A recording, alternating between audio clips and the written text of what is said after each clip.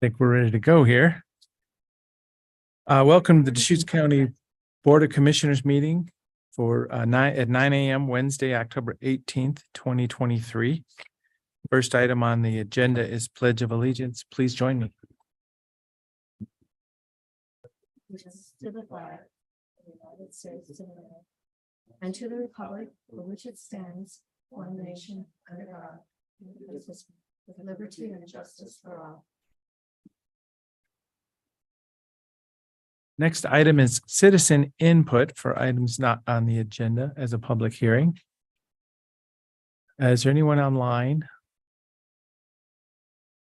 So raised hand feature. Okay. Next is consent agenda. A couple items here, a couple sets of minutes. Move approval of the consent agenda. Second it. Okay, any other discussion? Seeing none, Commissioner Chang, Yes. Commissioner Adair. Yes. And Chair will vote yes. At this time, item number 6, proclamation of Domestic Violence Awareness Month. Shannon Reese is with us today, and she can come up and say hi, and then we'll work our way towards the proclamation. So thank you for joining us. So Domestic Violence Awareness Month. You want to tell us a little bit about Saving Grace or? Sure, absolutely. Well, thank you to the commission for having us and for making this proclamation.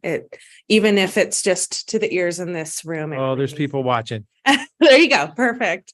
Well, we appreciate it. Saving Grace has been in the community since 1977, formerly known as COBRA, Central Oregon Battering and Rape Alliance.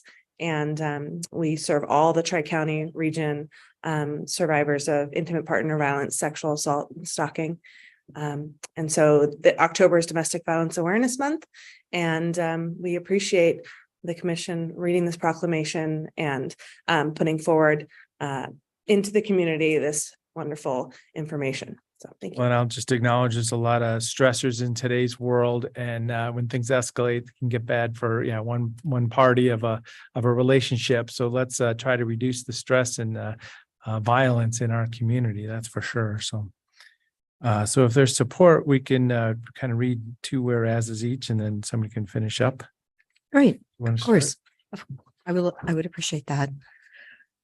Whereas domestic violence affects every person in Deschutes County, whether as a victim or survivor, or as a family member, friend, partner, neighbor, educator, employer, or coworker. And whereas now, more than ever, we are being reminded that we are capable of change, and each person makes choices every day that either support or challenge a culture of violence. And Whereas every individual in Deschutes County has a role to play in promoting health and safety for all people by not tolerating violence, by promoting accountability, and by participating in efforts to end violence. And whereas new efforts build on foundations laid by dedicated advocates, preventionists, activists, and other partners who have been doing this work for decades. And whereas by taking action where you work, play, learn, worship, or live, change is possible, and domestic violence is preventable when we are all working together to end domestic violence. Therefore, Deschutes County Board of Commissioners hereby proclaims October 2023 to be Domestic Violence Awareness Month. On this date, October 18th, 2023. So is there a motion to adopt? so move adoption of the proclamation Domestic Violence Awareness Month. Second. Any other discussion?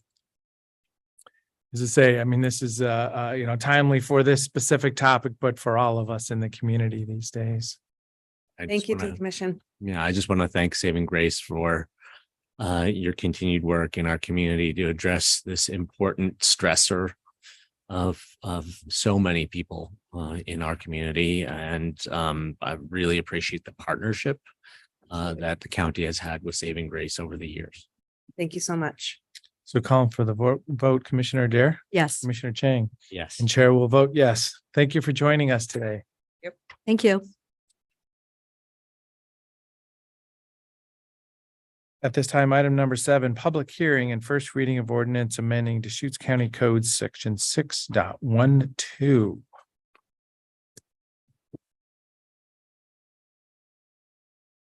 Morning, Commissioners. Dave Doyle, County Attorney. This is the time for the public hearing to consider amendments to Deschutes County Code, Section 6.12. This specifically concerns chickens as livestock in the context of dog board matters where dog owners whose dogs attack, damage, kill chickens are addressed. There was a tiny change made to 6.12.020. It's in your packet in red line form.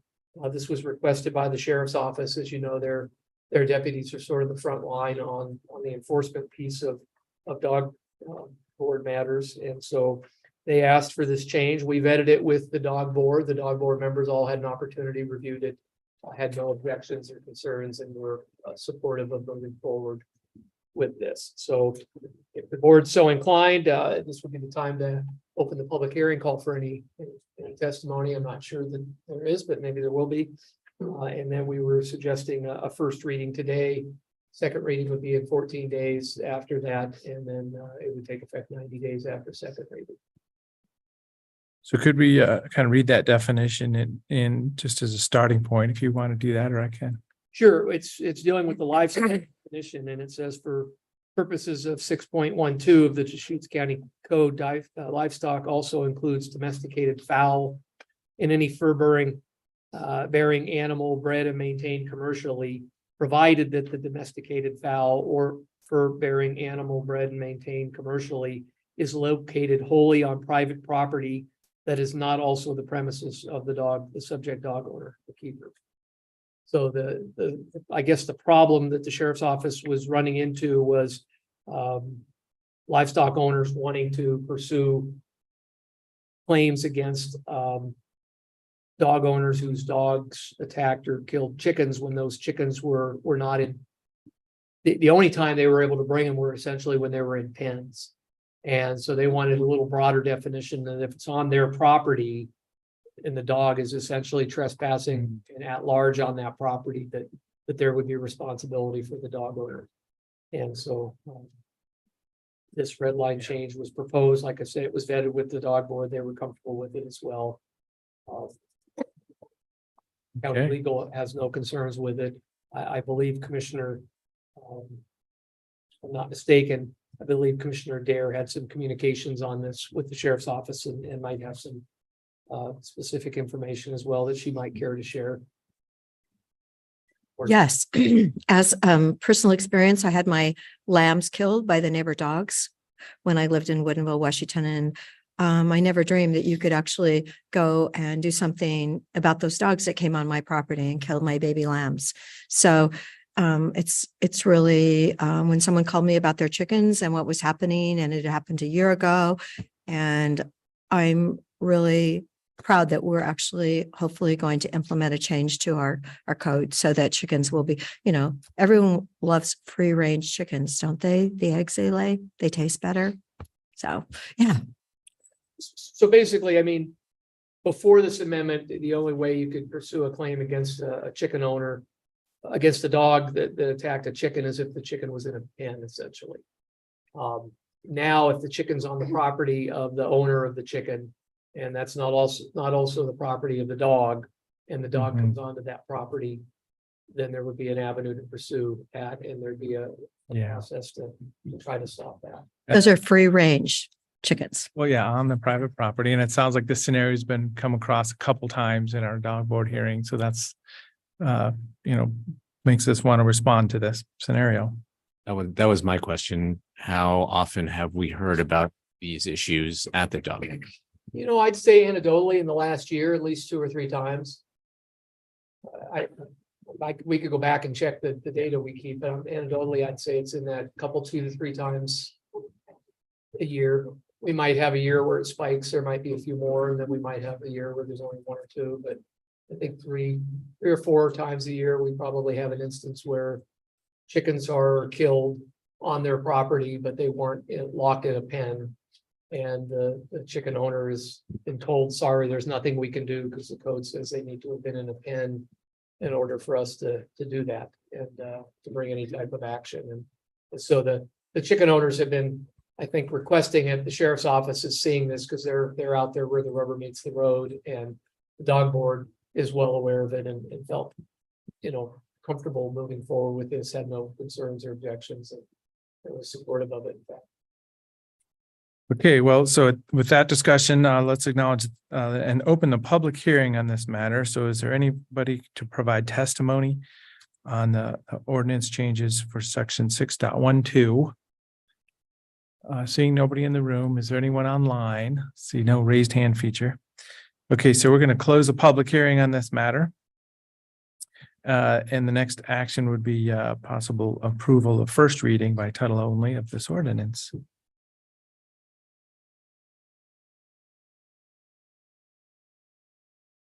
Commissioner Adair, since you Oh, I will- you want to make. Sure, I will so move. I was just looking up, why do we have long-necked birds and parrots already in the definition of livestock and yet chickens weren't? Isn't that kind of fascinating? Well, chickens were, it's just they were domesticated fowl, but in order to have the protection, they had to be locked in a pen. Okay, And what the sheriff's office was finding is more and more they were secured on the property of the livestock owner, but they weren't in an actual pen. And I'm not so sure today, that might even be, sort of an animal issue. I don't know that chickens are maintained in pens, certainly the way they were 40, 50 years ago that I remember as a younger person. Commercial, yeah. I think they tend to be in more expansive areas on properties now. I remember as a little kid going into some chicken pens where they were in like a 1-by-1 little box essentially with some screening on the front of it. And I don't believe that's too often the case anymore. I think they're in much larger, more open areas. I don't know if it's outright free range, but it's that was my first job, was gathering the eggs, and the roosters used to chase me. I scared to death of chickens. So anyway, I'm a lot braver now. I will make the motion then, approving the first reading of ordinance number 2023-022, amending Deschutes County Code, section 6.12 that's by title only. by title only. Thank you, Dave. Second. Okay, it's been moved and seconded, and I just will acknowledge, I know that we have chickens in a pen. If you open the door, they kind of make their way around, but they always go back into the pen too. So I think there's scenarios out there, like if a dog comes on the property from afar, they can find the pen open or closed. So that may be the scenario that we're dealing with here also. So it's been moved and seconded, first reading. Any other discussion? Seeing none, Commissioner Dare, Yes. Commissioner Chang, Yes. and Chair votes yes. Thank you. We'll very bring it back much. in a couple weeks for second reading. Tweak to the county code. Great. Thank you so much, Dave. Item number 8, we road move on, can we dedication. read- Sure. Sorry. Oh, sorry. Yeah, the time to do this. Yeah, thank you so much. That's why. Good job, Yep. Kim. So this is the first reading of ordinance number 2023-022, an ordinance amending title 6.12 livestock kills of the Deschutes County Code. Second reading will be in 2 weeks. Thank you. Item number 8, road dedication, Friar Butte Road. Good morning. Good morning, Commissioners. For the record, Hallie King, Associate Planner with Community Development. As stated in the staff memo, this item is to request board signature on a deed of declaration for the extension of Friar Butte Road. The dedicated right-of-way will be extended about 1,000 feet to the south of where it currently ends. And this item was brought to the board on Monday as a work session item. We discussed a few questions, gave the board a bit of background, but the final step in this road dedication process, after the staff decision is final, is for the board to accept the declaration of dedication. And so once if the board decides to accept it, the legal description and map will be recorded with the county clerk, and that will be the legal means to dedicate the right-of-way. And so at this point, unless there's any questions from the board, staff's recommendation is to move to accept the declaration of dedication of the Friar Butte, road extension. Okay, and from our discussion on Monday, explaining it's in alignment with an existing utility right away, so that's why it would kind of go into a property and down kind of the backwards C as looking at the map there, because, That's, you know, as I say, my first thought would be just to go right down the property line, the edge of a property line, but it's aligning with existing utility right away. that's correct. Yes. As I say, we have discussed this on Monday, and the agenda packet's pretty thorough. So is there a motion? Yeah, I'll move approval of board signature of document number 2023-097, accepting the dedication of a portion of Friar Butte Road for roadway and utility purposes. I'll second the motion. Any other discussion? Seeing none, Commissioner Chang, Yes. Commissioner Adair, Yes. and Chair votes yes. So yeah, we're getting right to the schedule today. Sometimes we put 10 and 15 minutes down for agenda items that don't take too long. Thank you, commissioners. Thank you. At this time, item number 9, ordinance amending Deschutes County Code to allow rural accessory dwelling units. Yeah, Day. good morning, commissioners. For the record, Kyle Collins, Associate Planner.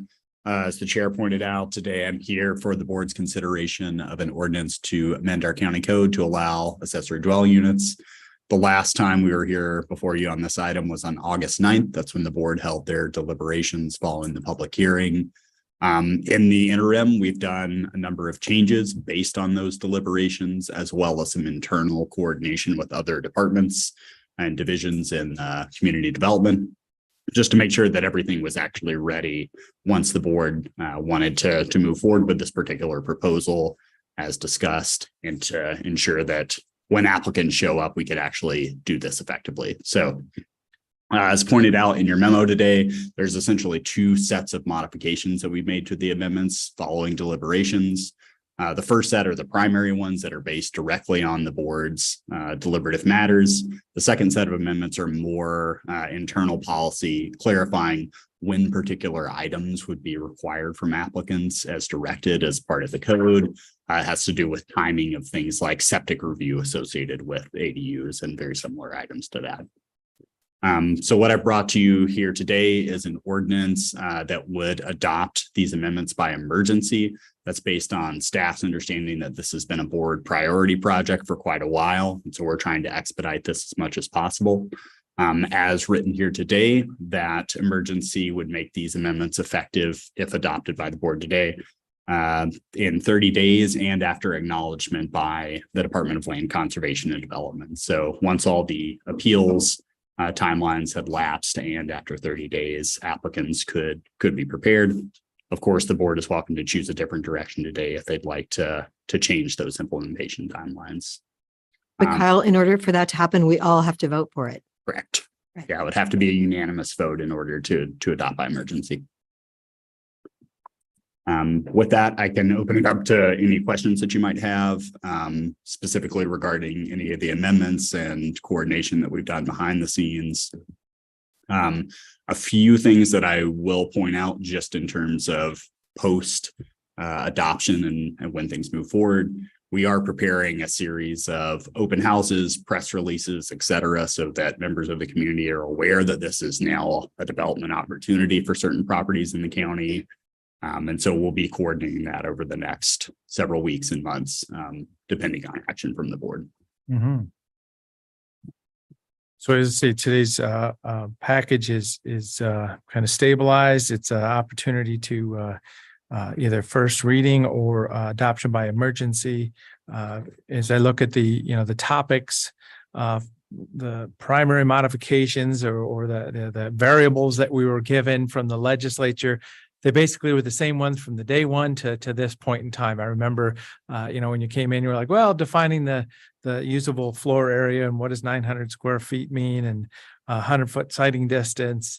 That's exactly where we started with this. So we've gone through the planning commission and reviewed it as a governing body here now. So let's get to the will of the board. I know that there was a difference of opinion about the 5 acres and 2 acre difference in southern Deschutes County.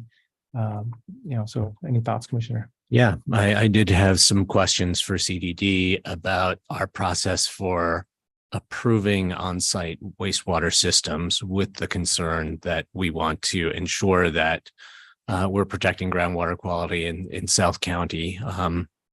If we look around the state right now, particularly I'm thinking about the lower Umatilla Basin, we are seeing how once groundwater is contaminated, it is very, very difficult to put the genie back in the bottle and put Humpty Dumpty back together again. And what tremendous cost that has for residents, for the state, for the federal government, for everyone. I'm particularly concerned because we have not completed groundwater quality monitoring in South County for a number of years. I know that they've been collecting data over these last 6 to 12 months, and that's supposed to be available. Well, we'll be able to see the results of that very soon, but we still have no idea whether groundwater quality in South County has degraded or not in a number of years. So the recommendation, the original recommendation from a number of angles was for us to adopt a 5-acre minimum threshold for ADUs in sensitive groundwater areas in South County. My fellow commissioners wanted to move forward with a 2-acre minimum instead. And now I would really like to understand essentially the procedures for approving on-site wastewater systems to ensure that, if we move forward with 2-acre, the 2-acre minimum lots for ADUs, that groundwater will still be protected. So, yeah. So, I mean, if you could kind of lay out for me the process by which, I kind of flow chart this with me. Someone will be applying for an ADU. How will we be checking their wastewater system to ensure that it's adequate to bear the load of both the ADU and the primary dwelling? Or how will we be compelling or requiring the creation of a new system? How will is there actually an opportunity to reject an application if it's determined that 2-acre site does not have the capacity to host an effective on-site wastewater system to protect groundwater quality? Sure. Those are great questions. I'll add an asterisk onto the front of my response here, which is I'm not an expert in wastewater disposal. I don't work for our on-site wastewater division. And so it would be helpful to have Todd Cleveland maybe provide a more detailed response. But in general, in terms of how this would work regarding ADUs, one of the kind of secondary modifications that we've added in here is specifically that applicants would be required to receive what's called a site evaluation prior to even starting the application process with planning for an ADU. A site evaluation is really the first stop on the train in terms of installing an on-site wastewater disposal system. It basically involves someone from our division going out to a property, evaluating, in this case, test pits that are dug on a property to see if the soil characteristics and the size of the property in comparison to how many bedrooms are proposed for the ultimate development can actually be handled as a part of that system. And to answer your question more directly, could that result in a denial for certain properties? Yes, it absolutely could. So this is a very similar system. It's identical in a lot of ways to how we would approve development for just a single family dwelling, a normal dwelling on an individual property. They have to go through a very similar process. The only real difference now is we're requiring that site evaluation, confirmation of an approved site evaluation before you could even move forward further into the ADU process. So there's kind of a backstop to prevent people from, let's say, spending a bunch of money on a designer, a developer, getting contractors on the books, and then finding out that they can't move forward based on unsuitable soil conditions or whatever it happens to be. And that's true regardless of South County standards or not. Good morning, Mr. Chairman and Commissioners. Peter Gutowski, Community Development Director. I also think it's important to acknowledge that even if the site evaluation study shows that the septic system can be modified or modernized to accommodate that second dwelling unit. In all likelihood, it could be an alternative treatment system which treats nitrates at a much higher level than a standard system. There's still going to be a load. There's still going to be a nitrate contribution. And one of the reasons why, just to put it back on the record, that with Todd Cleveland making this recommendation based on, his understanding of the region in southern Deschutes County, the density, the vulnerability of the aquifer, there was no model, but we staff landed on a 5-acre minimum. And when you get to a 2-acre minimum, to the extent that there's a lot of interest in this part of our county over time, and again, one can obtain a site authorization permit, you will still be adding nitrates into the system. And it's we can't, right now, we can't predict the level of interest, the level of demand, but it's important to put on record that as you add more residential uses or residential homes, that nitrate loading still has an impact. I just think it's important to kind of reiterate that again, where, how, what rate, when we might see some vulnerabilities, we don't know yet. Commissioner Chang mentioned the groundwater monitoring report that the Department of Environmental Quality is currently producing. We expect that report to be released sometime next year in 2024. In any event, just wanting to remind the board of that consequence, to the extent that rural ADUs are embraced in this part of our county, that there's still a nitrate contribution that will occur, and to what extent that accelerates nitrate loading, it's too early to tell. Commissioners, if I could just offer one other perspective, two points. One, you mentioned the Department of Environmental Quality. I just want to be crystal clear on the record that our staff is charged with implementing state rules. So as the board or as people are frustrated with determinations, it's our staff directly implementing state law. So any changes to that, those frustrations need to be, I hate to say it, but expressed to the state's Department of Environmental Quality for what those rules are. Our staff is charged with implementing those. The second piece is it's interesting that we start this conversation with talking about on-site wastewater, because when Todd Cleveland and I testified before the state Senate 5 or more years ago, one of the first questions that was asked of us at that meeting was this very question: what does this mean for on-site wastewater? Todd explained it, and the state senator response was, so I just want to be crystal clear on the record, rural accessory dwelling units may not be cheap or affordable to build, to construct, to comply with the rules. And Todd confirmed that's correct. So as we hear from people that, gosh, I didn't know I was going to have to spend X number of dollars in order to build it because of these requirements, wastewater requirements, septic system requirements, ATT requirements.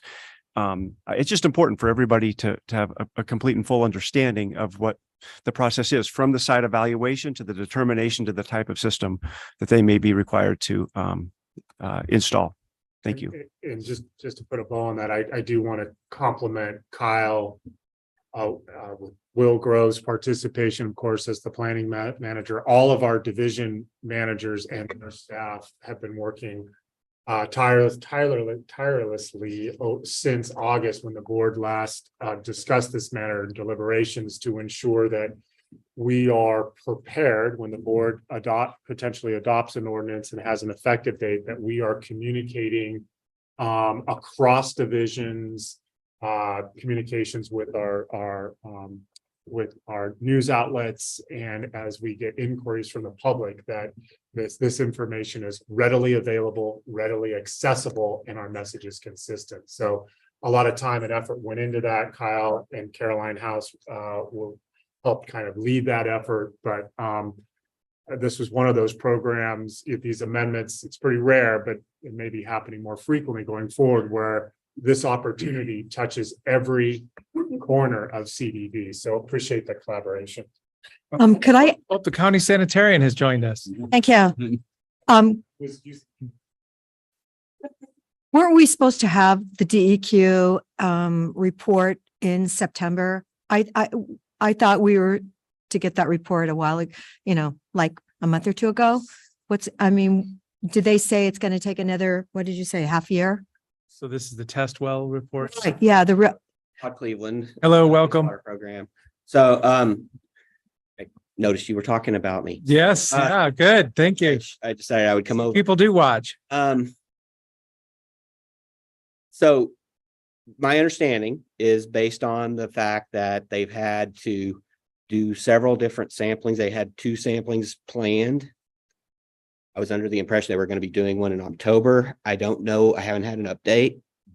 I think there's been some complications with access to wells, making sure they're sampling comparable wells to what they've sampled previously.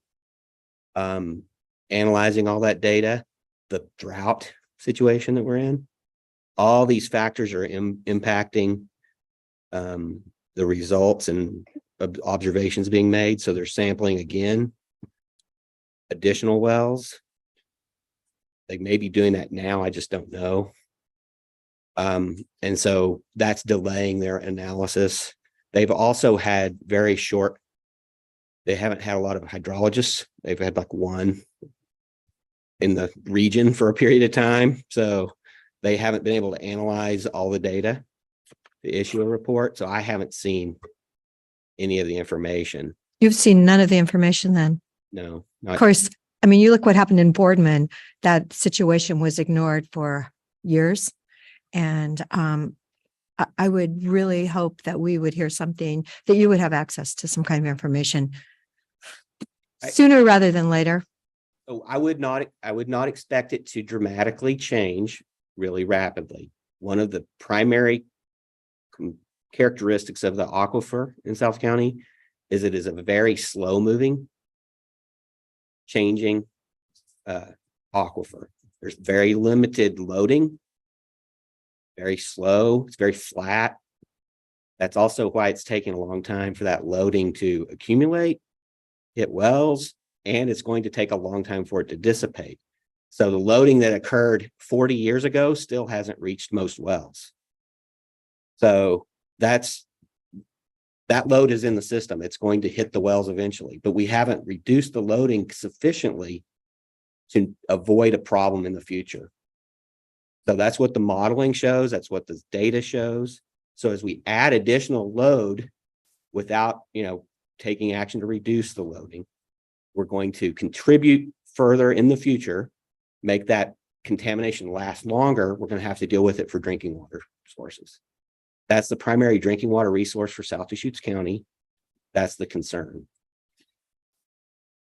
And given the slow moving nature of the system, I would be shocked if the data we get this year or in the next 6 months, when early 2024, whenever it comes, isn't worse than it was 5 years ago.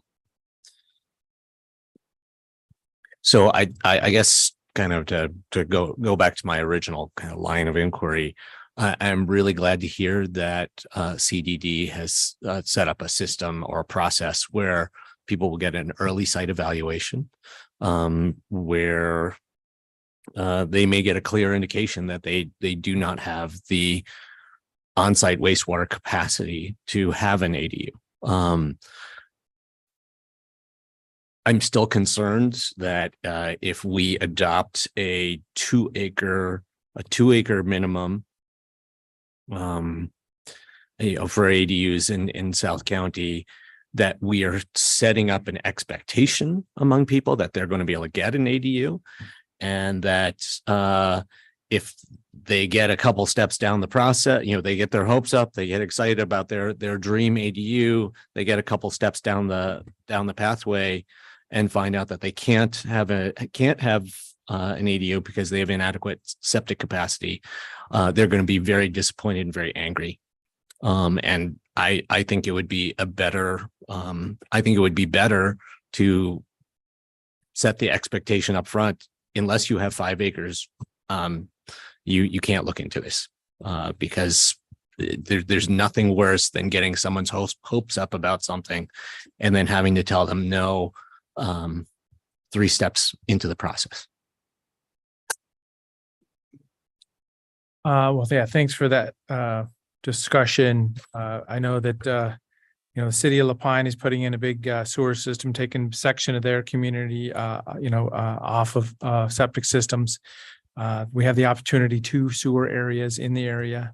When you think of all the parcels down there, they're mostly 1 acre lots. So we're really talking about a subset of the parcels. Groundwater protection does matter. And I do want the, people that have those properties that are 2 or more acres fully informed. So, I mean, there will be some denials or some cost prohibitive opportunities in there.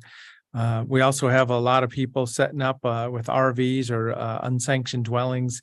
So we need to come with code enforcement to follow through with some of that. So this gives some people an opportunity to, work towards this. So there's a lot of moving parts here, and I don't take it lightly. But I do come to the conclusion that 2 acre opportunity could be exercised by a subset of the parcels. And this is where Southern Deschutes County we're talking about, because the rest of the county also has other rural parcels that are going to qualify for this. So I think it's an exciting day. And as I say, the groundwater protection funds are going to be created in the new neighborhood. So there's going to be some resources that we're going to be able to strategically deploy, for either sewering efforts or septic upgrades in the area also. So a lot of moving parts there. I just come to a different conclusion. You can cost share with people for septic upgrades, but that's after the damage has been done already. You can, the areas that we could potentially be putting sewer into outside of the incorporated city of Lapine. When that sewer comes, then they will have ready access to ADU opportunities. But the potential impacts of more on-site wastewater disposal in those areas right now is a risk to all existing well users in that area. And future people who want to use wells in the future, including the people who would be living in ADUs. Kyle, could you give us the number of how many people are from 2 acres to less than 5 acres? So how many lots are we actually talking about at this point in time? The fact that the 30-year fixed mortgage is now sitting at 8.64 on an average basis, and mortgage demand is the lowest since 1995. I realize that's something today, let's hope that changes, but it doesn't appear to be changing rapidly. And I'm just wondering, what is the number of lot owners that we're really talking about here? So in Southern Deschutes County, based on the 2 acre minimum. 2 to 5, yeah. Yeah, so just based on a 2 acre minimum, it's just over 1,100 properties. And based on a 5 acre minimum, that would bring that down to just over 300 properties, about 320 properties. 300? Just over 300, 319. Okay. All right. So the difference was 500 or so.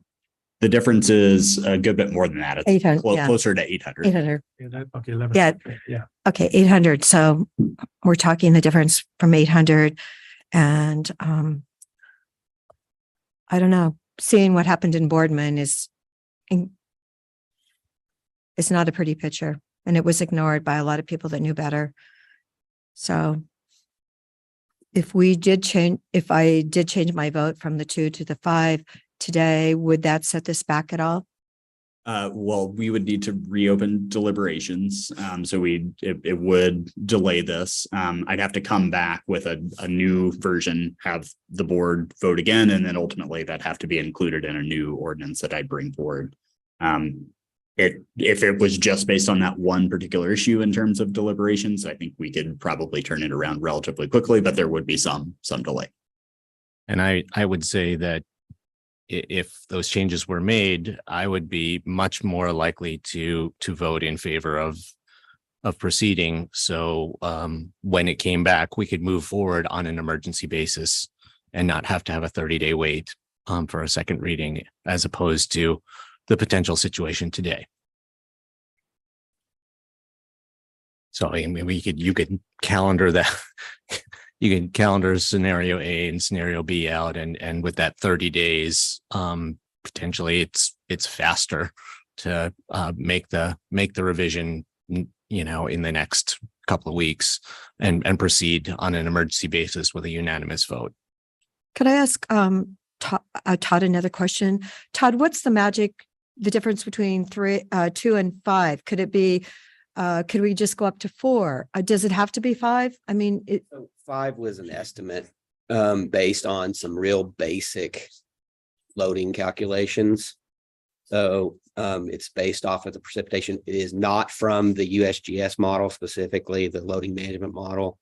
We did not have that capacity to run that model for this. It's based off of just general loading from discussions with the rulemaking process proposals or what we call a treatment standard 3 system.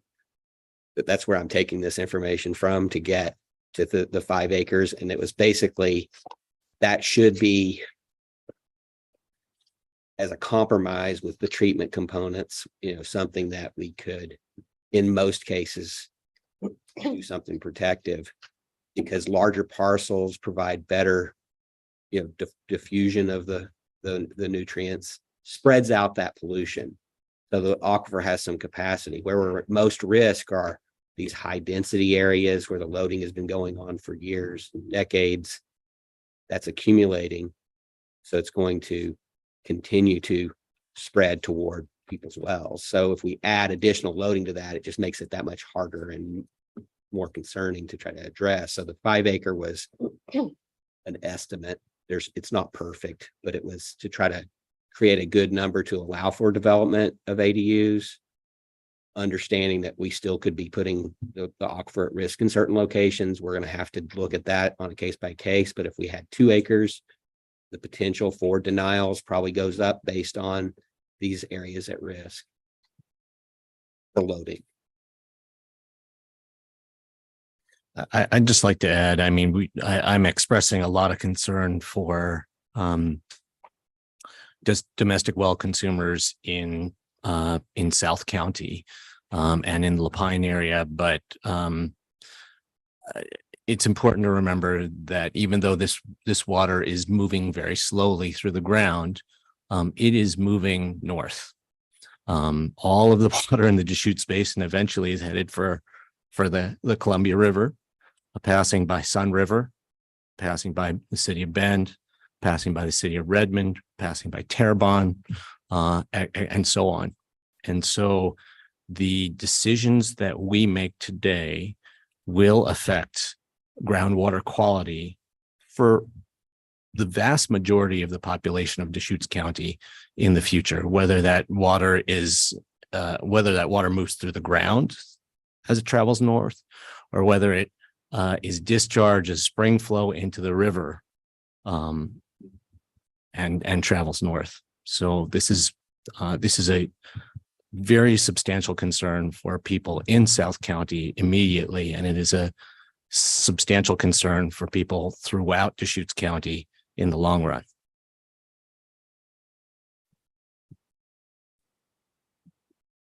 Where do fish go to the bathroom at?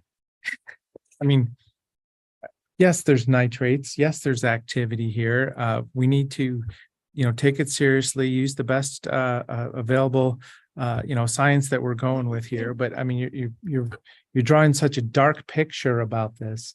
There's human activity, there's personal responsibility all over this. As I say, so I still come to the same conclusion, sewering some of these rural areas. There's a lot of 1 acre parcels. We're not even talking about those, right? We could take huge swaths offline with septic systems in this existing lotting pattern, not adding density, more parcels. So, I mean, it's not a dead end. It's an issue we need to manage. But yeah, I just don't see it that dark. In response to your dark picture, My dark picture? I always- Your dark picture statement. Oh, I am quite sure that the people in Boardman and the lower Umatilla Basin had, would have hoped that someone would have told them what the real possibility was 20 years ago. and is that from on-site septic systems for agricultural? In part, it's all of it. Well, we don't have large agricultural, fertilizer activities. That's right. And the groundwater problems that we are aware of in South County are entirely from on-site wastewater systems. It is enough load to have caused unsafe levels of nitrates in wells for people in South County already.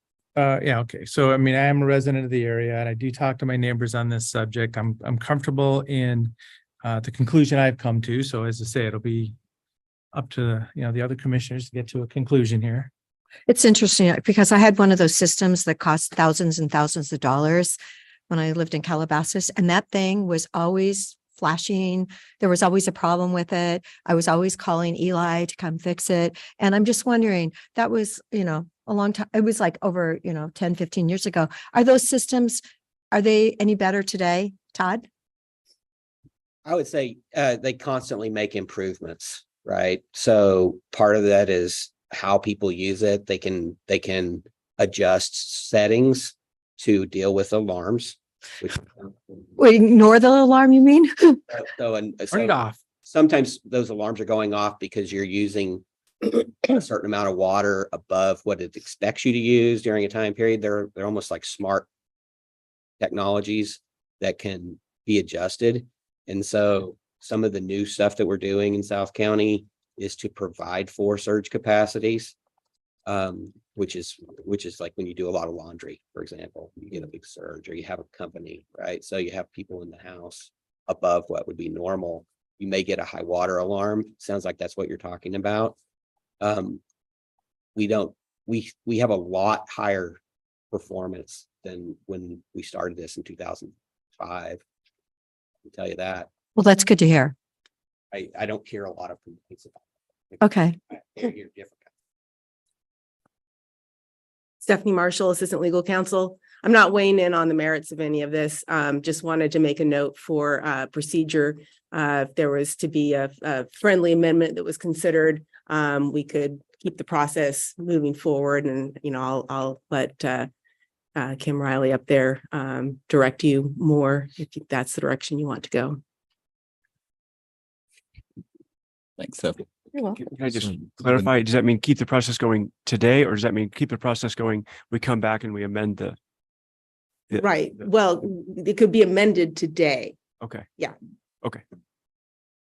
if that's the will of the board. Would there need to be a motion with the exact language that's going to be included Yes. in, okay. Could staff actually give me a sense of what that language might look like Sure. or sound like? Let's see.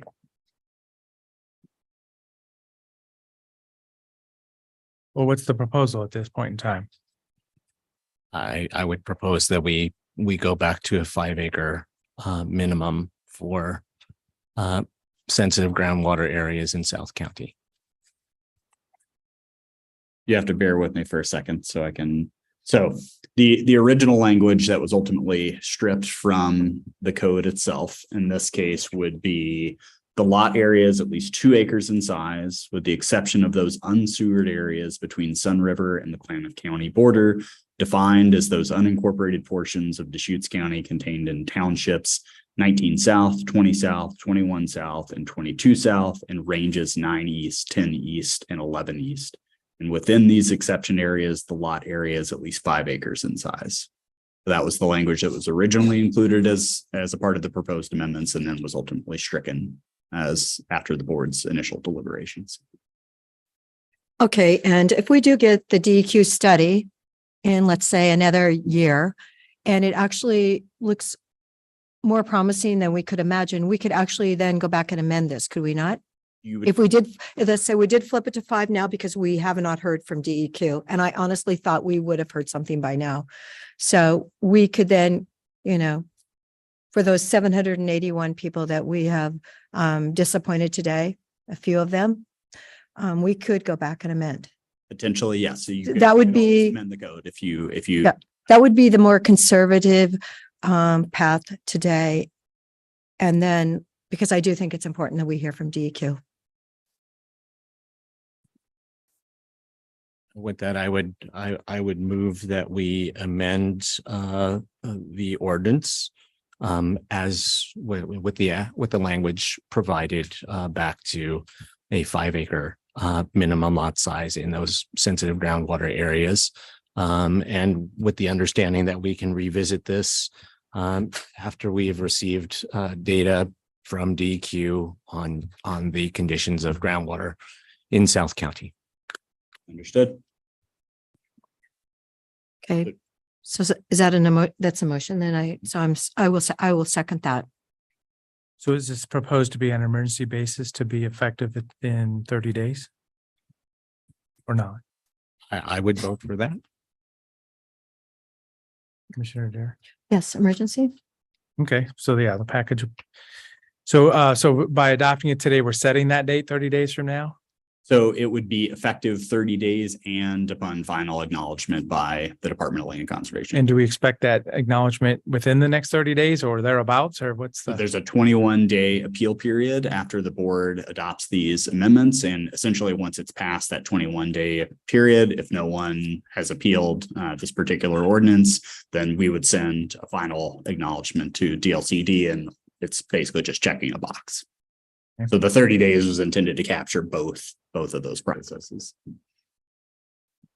So for clarity, so is this a motion of first and second reading by title only for emergency? I mean, is I'm that, not sure whether we do a motion to modify first and Is that where then we're at, move to to modify? adopt, or whether it's all bundled together. Commissioners, your action today would be to amend as you have. Okay. And I believe would be to have first reading today. You would come back in 2 weeks for second reading. At that time, if you were unanimous, you could have an emergency adoption. okay, Otherwise, you could have the standard 90-day or some period of time within the 90 days and Yep, immediate. understood. You could identify an emergency other than immediate. Okay, so should I rewind that and say, move approval of first reading with, By title only with the amended language today. And we'll bring it back in 2 weeks, and then you can decide at that point if you Okay, want to good. do an emergency adoption. and And it'll that's be, in light of the amendment today. You can't also have the emergency adoption today. good, okay. so moved. And I second. Okay, any other discussion? Seeing none, Commissioner Chang, Yes. Commissioner Dare? Yes. And chair votes yes. So this is a first reading of an ordinance that's going to be amended to include 5-acre minimums on property instead of the 2-acre minimum. Guess I don't have the. So ordinance number 2023-014, an ordinance amending Deschutes County Code Title 18 zoning ordinance, Title 19 Ben urban zoning area ordinance, and Title 22 procedures ordinance to adopt provisions for rural accessory dwelling units. Second reading in 2 weeks. Thank you, commissioners. I'll see you in 2 weeks. Okay, thank you. Thanks, Kyle. Oh, what a day. We're getting through it now. So still ahead of schedule from what we had even planned. Item number 10, consideration to hear an appeal of a modification of a previously approved land use permit to change the point of access. So this is consideration to hear an appeal. So I studied it, but I still need to learn more.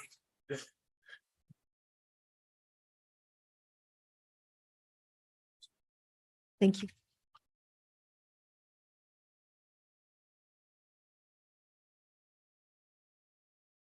Good morning, Commissioners. For the record, Dan DeMarzo, Assistant Planner with Community Development. Dan, nice to meet you. I don't think we've even met Likewise. yet. First time. Yes, The there we big go. leagues here, yeah. So the item before you today is consideration to hear or not hear a hearings officer denial of a proposed modification The modification was denied on the grounds of Title 17 provision, which I'll explain here in just a bit. A brief background on the subject property. In 2021, they received approval to create 2 new non-farm parcels, each of which would support a non-farm dwelling. The access to those parcels was approved to be taken from the south, Coiner Avenue. On that map in front of you, it's identified as undeveloped right-of-way. In conjunction with that approval, there were 2 specific conditions of approval that are relevant to today. One of which was a dedication of right-of-way along the southern boundary of that property. The second of which was to improve the road to the point of access along Coiner, both of which were intended to meet local road minimum standards. The applicant applied to modify that approval to A, change the point of access from Coiner to the south to O'Neill, which is to the north. O'Neill's a state highway classified as arterial, which is important in reference to that Title 17 provision that I referenced at the beginning. That specific code provision that the hearings officer denied the request prohibits the access onto arterials if there's an alternate means available. In coordination with county legal and the road department, staff recommended, or rather relayed this request to hearings officer for review. Hearings officer agreed with staff, ultimately denied that modification request on those same grounds. Again, Title 17, which prohibits access onto arterials if there's an alternate means available. And for those reasons, staff recommends the board not hear this appeal, but I'm available for any questions if you have them. So for the undeveloped right of way on your large map, that is Coiner Avenue or not? I mean, it says there's 30 feet of a right of way there, and the original approval required to add another 30 feet to make it a 60-foot right of way. That's correct. And that's what, with the denial, that's what it goes back to. Correct. And then would there be any other utilization of that right of way? It looks like it's just kind of a two-track road out to the irrigation canal or. Yeah. Yep. My understanding is the parcels to the south, which are within the Lake Park Estates subdivision, are accessed by the road to the south, not Coiner. Nobody's access point is from that Correct. road.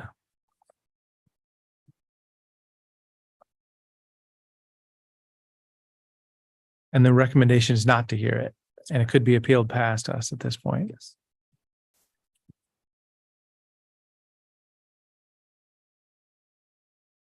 Yeah, is there any other? Could you explain a little bit about, as I say, so 30 feet right away would be required, unimproved though, and then what would the access look like for those 3 parcels from that? Sure. Yeah. That So the 30-foot The dedication. approval that, has been denied. Sure. Yeah. So the road department request was to improve that right of way to meet the 60-foot required local road minimum standard. In addition to that, improve the road with aggregate to meet, again, the local road minimum standard of 20 feet up to the point of access for those parcels, but not along the entire frontage. So like all weather surface gravel for those driveway purposes only, Correct. not the whole road. Yeah. And would there be multiple access points, one for each property or one to go to multiple? Just properties? one that would serve both dwellings. Okay. So if this proposed new access point doesn't move forward, the property owner will need to figure out how to continue to provide access from the old access point and somehow move people through the private property. Correct. So the original approval was unappealed and finalized. So in the event the applicant does not pursue this to LUBA, then they do have an existing approval to access those parcels from Coiner.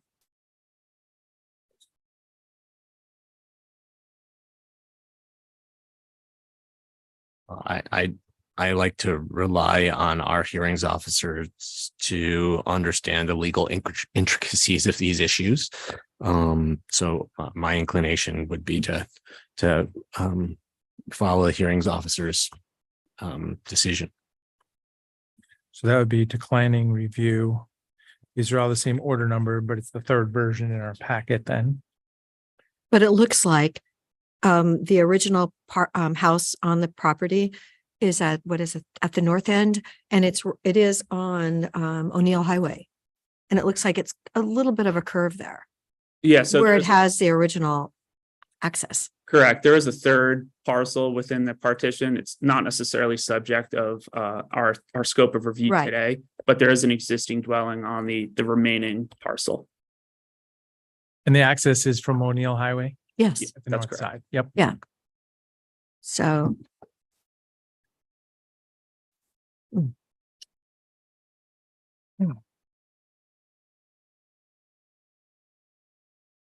Yeah, I support that. It seems reasonable decision. Hearings officer laid it out and I think that, yeah, the big step is that 30-foot right of way kind of along the whole border there. Is that another partition process or is that pre-approved? That's in conjunction with the existing approval. Yeah, so they don't have to start another process to do that dedication. And I mean, I can feel for the property owner knowing that, that's the whole line of the edge of the property, but at that point, that's just how it needs to happen.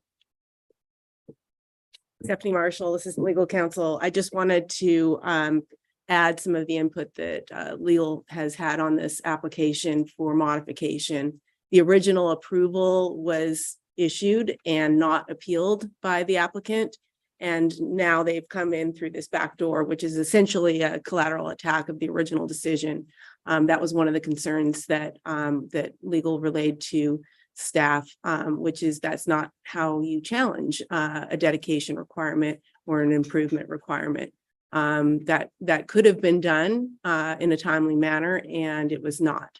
But just kind of wanted to put that out for board's consideration. Is there any issues with the timing of the response from the state?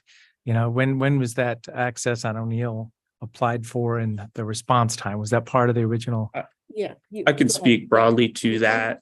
So there's some detail to unearth here. The applicant did inadvertently receive approval from ODOT for access from O'Neill to the north. ODOT testified at the hearings officer level and explained that was in error due to their permit tech staff relaying incorrect information.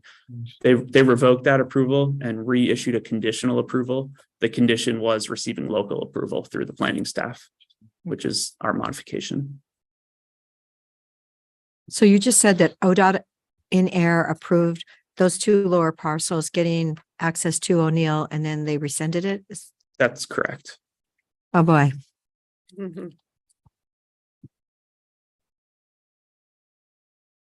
So, yeah, I support declining review. I think that's where you were at this point. Yeah.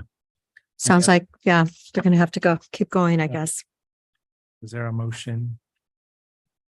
Yeah, do we need a motion? Oh, So Approval of an order declining review.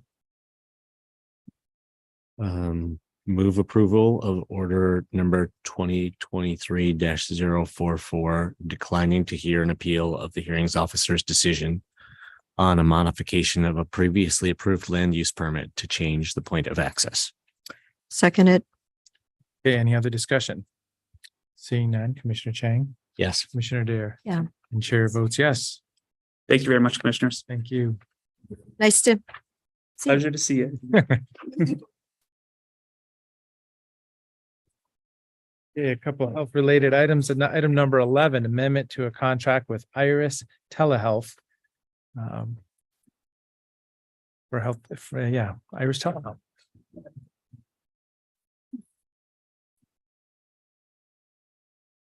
Good morning. Good morning. For the record, Chandra Mola, the Behavioral Health Medical Team Program Manager. And Holly Harris, Behavioral Health Director. I am here today to request consideration and signature for Amendment 1/2023-871 to Iris Telehealth Contract 2023-546. This contract will provide a psychiatric nurse practitioner at 40 hours a week for our North County Clinic. This provider would be the sole provider for the clinic, providing psychiatric assessments, follow-ups, and offering expert clinical leadership to the teams. We continue to rely on telehealth to fill our chronic vacancies, particularly in the rural parts of our community, which are just more challenging to fill. We're actively recruiting for in-person providers with the hope of eventually replacing these contracts with actual FTE. Happy to answer any questions. Yeah, it's interesting because if the more we use the telehealth, the more people probably think, oh, I like this career opportunity and want to offer more telehealth services. So yeah, this is an interesting time. Is this got to do with the Redmond Clinic, did you say? Or Yes, this would be the sole provider at Redmond. So then when you say associated with a specific clinic, is this people on the ground kind of managing who's getting to an appointment maybe, and then this is the official telehealth provider? Is that how that works? Yes, the telehealth provider is actually part of the interdisciplinary team and supported by the in-person staff to make those appointments. And Yeah. So yeah. Okay. So I have a question. Is it the same person? Or do they float different people in all the time? Because I've heard that telehealth, honestly, in person is 1,000 times better, is it not? And this is funding for 280,000 for one person. And is it the same person? It is the same person. So yes, one provider, we find that works better to really create that team, which is challenging with telehealth providers. But yes, it's for one person. Does this person ever come to the site to just make a relationship and understand what the room looks like and see people in person at all? Honestly, we had that happen with one of our providers just this last, I think it was about 5 months ago. She did come from Oklahoma, and it was wonderful because she did get a lay of the land and a sense of our community. Yeah, as I say, even just one site visit is so valuable. So I would advocate for that, however that could work, but I'm not pre-authorizing spending more money on this, but I just, I was going to say. there's a trip expense. And how long is that? What is the time frame that 280,000 is supposed to cover? That will be till the end of the fiscal year. So that will cover us till June. So if one fiscal year. Well, not a full fiscal year. It will only cover till June this fiscal year. If I'm reading this correctly. Oh. Sorry, I saw July 1 in this first document. So I thought that meant that. So from October to Got it. July 1. Okay. Any other discussion, or is there a motion? I guess the one other thing I'd ask, when you were talking about how we're trying to staff up to address more of the need that is currently being covered through telehealth. And Commissioner DeBonne was saying, well, like people are gonna, what if people start to like doing stuff by telemedicine? I mean, we're integrating some telemedicine into the clinical services that we're providing at behavioral health already, right? Yes. Yes, on a limited basis. We really do with our population try to do as much in person as possible. We agree. We think it works better. There are some clients of ours that really prefer telehealth. And for those, we take it on a case by case basis and do what's clinically appropriate. Good to know. Thanks. Motion? Sure. Move approval of board signature of document number 2023-871, amending a contract with Iris Telehealth for telepsychiatric services. Second that motion. It's been moved and seconded. Any other discussion? Seeing none, Commissioner Chang, Yes. Commissioner Adair, Yes. and Chair will vote yes. Thank you very much. Thank you. Appreciate your We time. got a part 2 for a resolution reducing reserves. Yeah, so the financial part of this. Split these or? Okay. Yes. I'd be happy to do the second one. Move approval of resolution number 2023-058, reducing reserves and increasing appropriations within the Health Services Fund and the 2023 to 24 Deschutes County budget. Second the motion. Is there any other discussion? Seeing none, Commissioner Chang, Yes. Commissioner Dare, Yes. and Chair votes yes. Well, nice to meet you, Shonda. Yeah, thank you. Thank you very much. Item number 12, Oregon Health Authority grant agreement. Converting one limited duration FTE to regular and increasing appropriations. Good morning. Hello. I'm here with another IGA amendment. Yeah. For the record, Heather Keisner, Deschutes County Public Health Director. And I'm Cheryl Smallman, Business Officer with Health Services. So we're here today for a few items. We're seeking approval signature for document 2023-902, which is the Oregon Health Authority agreement and the amendment, and also is seeking approval to convert 1.0 limited duration FTE to regular FTE position, which would increase appropriations with the Health Services Fund and the 2023-24 Deschutes County budget, as well as approval to extend the end date to use the ARPA funding earmarked for health services through December 2026, with the intended purposes set forth by the Board of County Commissioners. So as you all know, the Oregon Health Authority Intergovernmental Agreement was approved by the board June 28th, and really outlines all the program descriptions and reporting requirements for Deschutes County as the local public health authority. This amendment number 2 modifies the program element descriptions for 3 of the program elements, and also includes the program element for PE 5101, which is, as we call it, public health modernization, the LPHA leadership governance and program implementation. So with those fundings, we're looking at wanting to increase and requesting to convert one public health program manager from limited duration to regular FTE effective January 1st, 2024.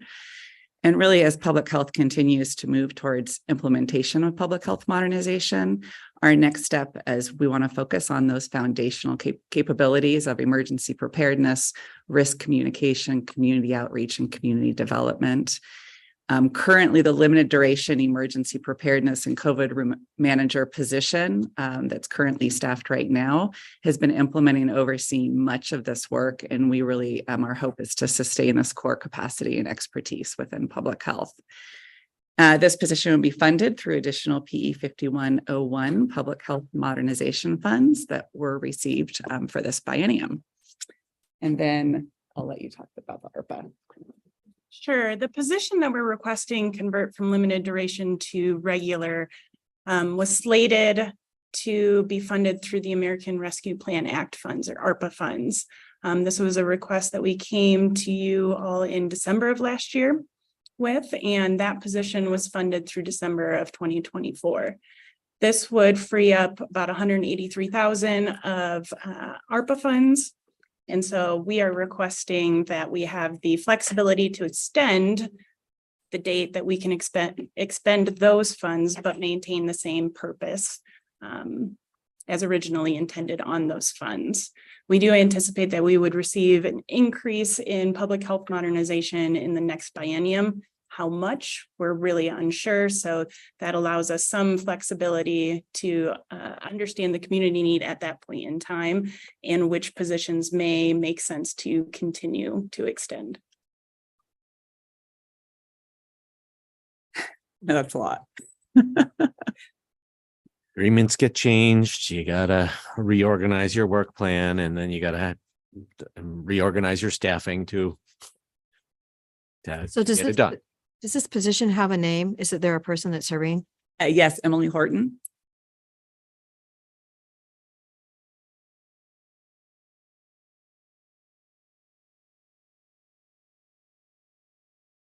So what comes to mind is, we have some resources here and we talk about emergency preparedness and capacity. And, now is the time, and we here going to have Public Health Advisory Board folks here, and it's been mentioned, let's get out and help our, homeless folks, or try to turn the corner there or do something. And we just keep watching it get worse and worse these days. So it's good to have resources, but man, we've just got this big problem that's evolving: fentanyl, homeless issues, cost of housing, all this. So as I say, not dumping it all here. I'm just thinking, okay, it's not the future emergency preparedness. It's kind of now in some of these areas is what I would acknowledge. Yeah, I just learned last Thursday afternoon that Best Care had lost 17 overdose victims this year in 2023. 17. Historically, they had lost one a year till this year. Fentanyl is a problem, and I do want to acknowledge and thank the sheriff's office. They've actually put up one billboard about fentanyl on down in Wikiup 97, and they've got 3 more billboards coming in. But the number of people dying, to quote Rick Tolefin, who runs Best Care, it had been 7 people in 3 months. So when I asked him Thursday, I said, well, Rick, how's it going now? It's horrific. They lost 3 people in 1 week. This fentanyl crisis, we've got to get ahead of it. We've got to get a handle on it. What has Measure 110 done to our state? And then Thursday evening, we learned that we've had 5 fentanyl babies born at St. Charles in 60 days. 5 fentanyl babies born. And you know what that means. So I'm just thinking like, okay, here we sit. I've been talking about fentanyl for months, and originally I was told, well, it's not here. Well, we knew it was coming, and now it's clearly impacting our community. And I feel like public health, we've really got to step it up. So perhaps step it up today.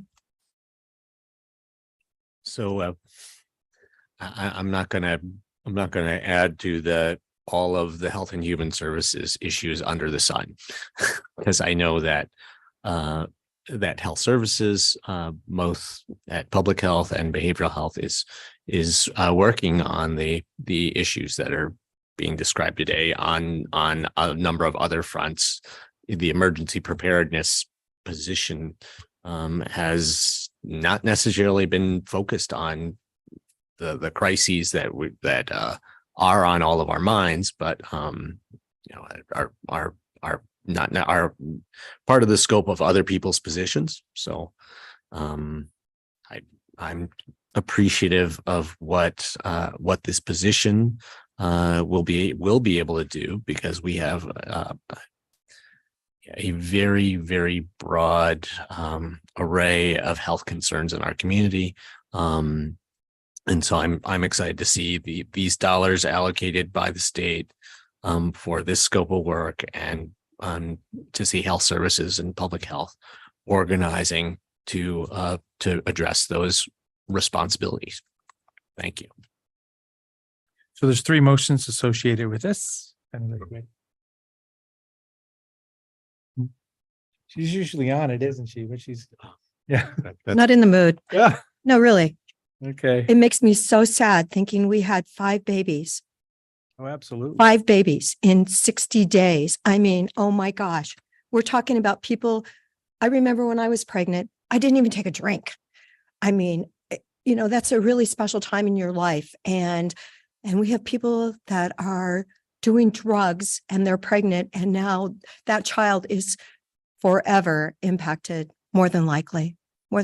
So I just feel like you just can't keep sitting here and thinking it's going to get better, because it's only gotten worse. So anyway, I will make happily the first motion. Chair's signature, moving chair's signature of document number 2023-902, the Oregon Health Authority Agreement of number 180009-2. Second. It's been moved and seconded. Any other discussion? And I support your passion and the gravity of the situation. As I say, we're talking about big picture stuff here today, but it's serious. So that motion and second, calling for the vote, Commissioner Dare, Yes. Commissioner Chang, Yes. and Chair votes yes. Second motion. I'll move approval of resolution number 2023-060 to convert 1.0 limited duration FTE to a regular FTE position and increase appropriations within the Health Services Fund and the 2023 to 24 Deschutes County budget. Is there possible to have that number in it, in the motion, or not? It's not necessary? I mean, how much money are we talking about? 183,000. Okay. Okay, and so that's in the motion, the third motion then.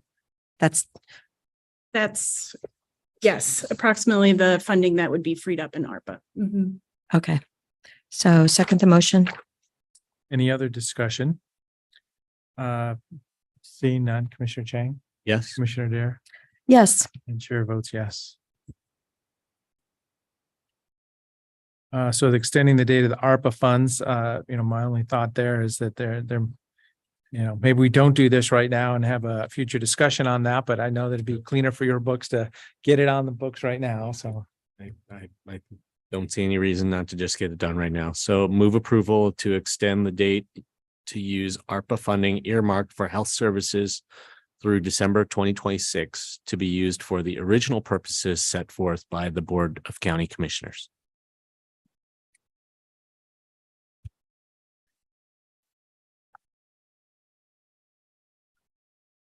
So as I say, I kind of support just, Yeah, I think we can bring it back and see, that money has to be spent, by the end of 26? And yeah, if we've got the funding for this now, yeah, I could really wait on that for a while. and yeah, the only other thought, Emily was brought in environmental health, restaurant inspections, and she's really taken off, and especially during COVID, but yeah, there's maybe just a little review of what the next few steps might be out there in the next biennium or the next couple of fiscal years for Deschutes County. So yeah, let's stand by on number 3 at this time then. But thank you very much. And as I say, thank you for the work you're doing, and we just see the gravity of the situation here. Thank you. So, thank you. And how are the twins? There you go. They're great. Yeah. They're wonderful. I can only imagine. They're busy.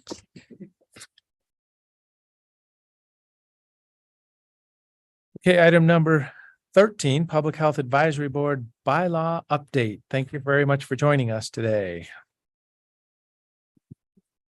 Thanks for having us.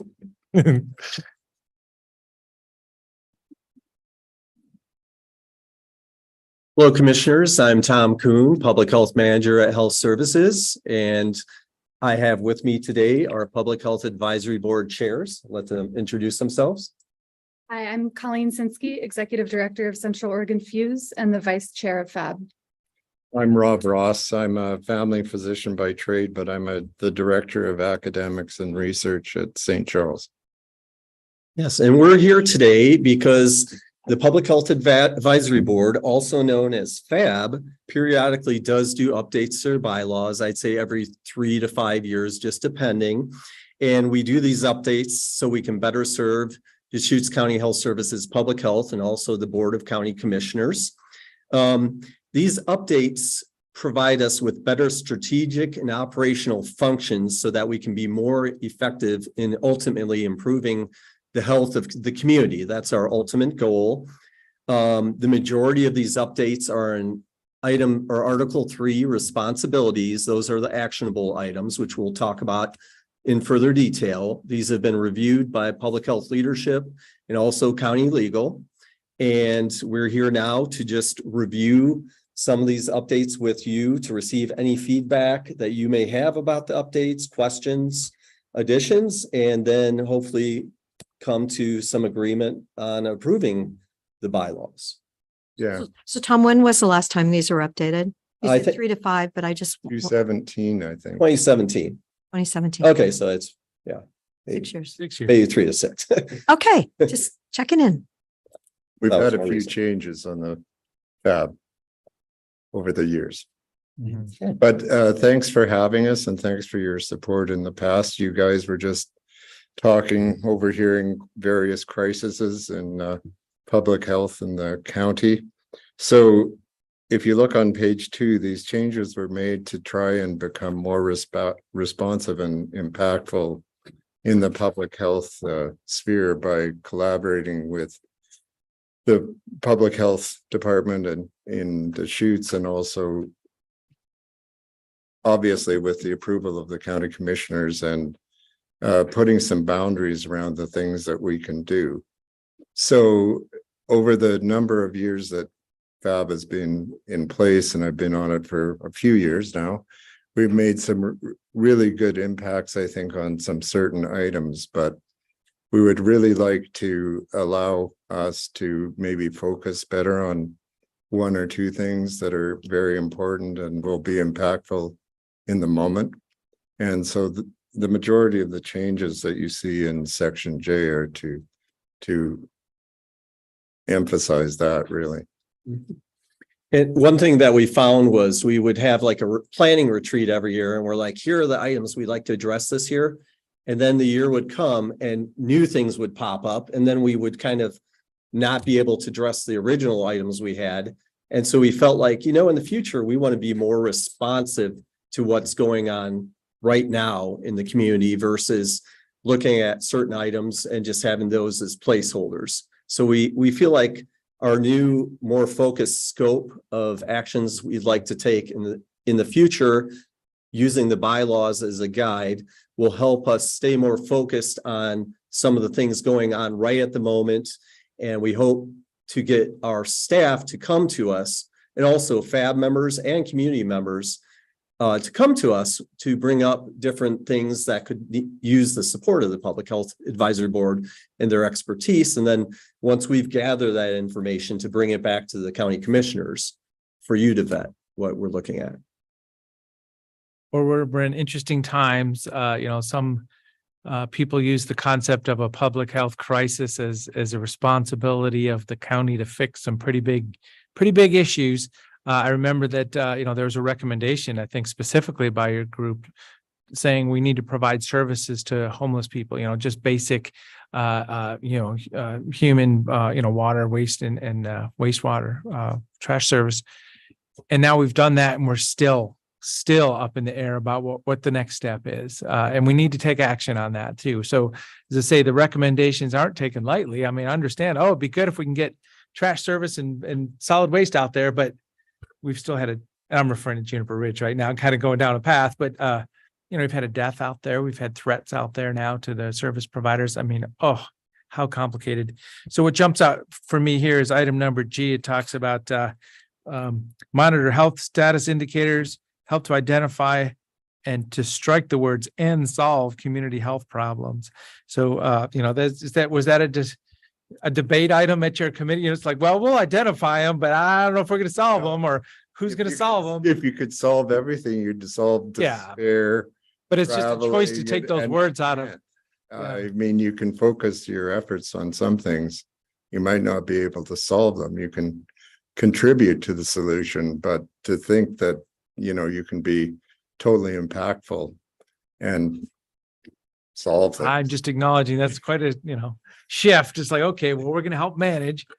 I think it is a little more of a grammatical shift, that we're not shifting away from solutions so much as we are talking about identifying a solution that can be recommended to the Board of County Commissioners, as opposed to us both identifying and then acting on a solution. Put it all on your shoulders. No, I understand. It's just jumped out at me as, we're moving this all part of the equation. And the Public Health Advisory Board is an advisory board. They are here to advise us. Their role is not necessarily to implement solutions, although I have seen some really fascinating partnerships kind of emerge, at FAB meetings between members of the FAB, between, other community partners, ideas, there's all sorts of great ideas that come up and then get acted upon. But the primary function of the FAB is advisory. So. Well, and it's the philosophy of, if we define what government can do to fix these problems, we just need more government to fix the problems, or, let's work on this as a community and as solutions and friends and neighbors and community members. So, I mean, there's a little bit of philosophy in there also. The FAB isn't just recommending what government should do. Saying, the FAB is recommending comprehensive solutions for our community, which the county has a role in.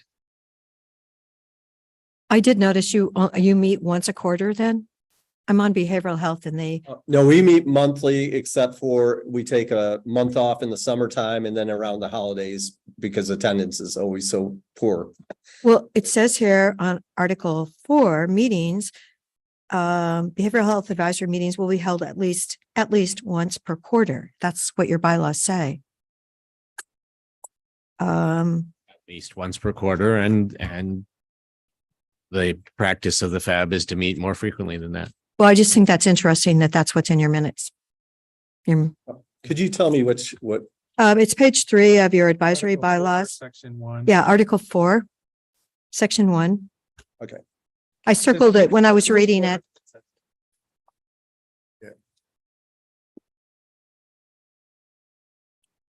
I mean, I think that's, in today's world, I think it's great that you meet every month. I think it's so important. So, oh, that is. Yeah, you're right, Count. That's a good catch.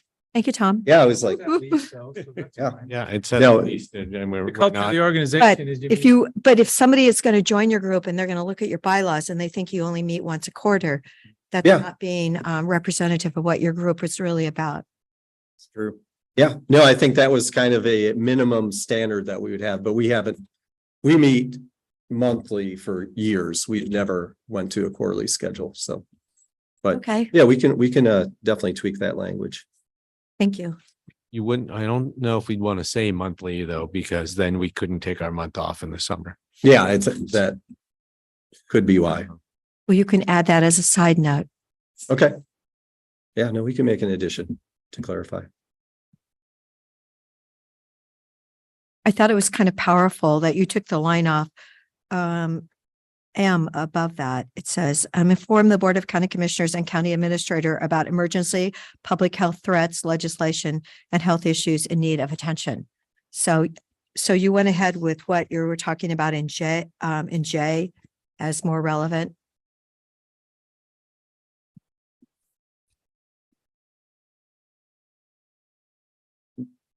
That's kind of restructuring is the way I. Yeah. Right. Yeah. Basically just moving it. Yeah, that was just one that we took some to put it in more relevant order. And I'm sorry, when we print these out, the text is so small. It's That's why I have my glasses I on. got some too. yeah. So anyways, that it was more to put it in order that it flowed better than having that at the end of Okay. there. So Well, so for getting to a motion, would you want to see changes for the regular meeting, Commissioner Dare, or? I just think it's, put a if note in there someone- or something? If someone is interested in it, the group, I think it would be important to say you meet monthly. okay, Yeah. And you can always take off July or August or whatever it is. yeah, we can identify that. So you want to put in there specifically then? I think it's, you always want to know what is your commitment when you're Yeah, that's signing fine. up.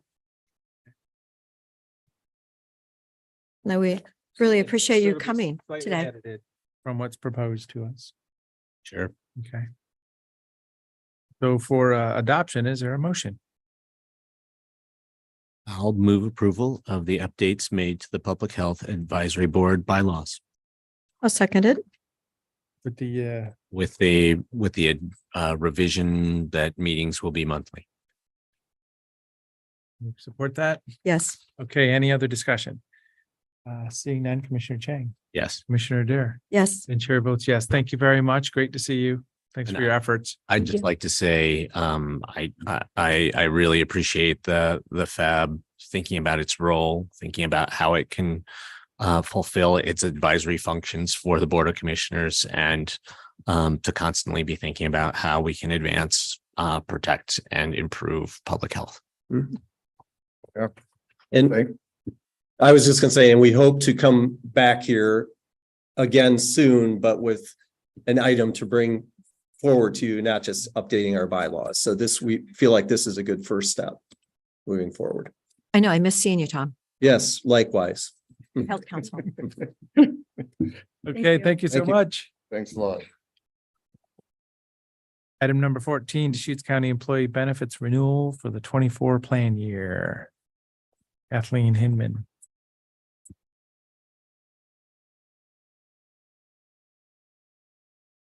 Okay, a little package stuff today. And Trigby.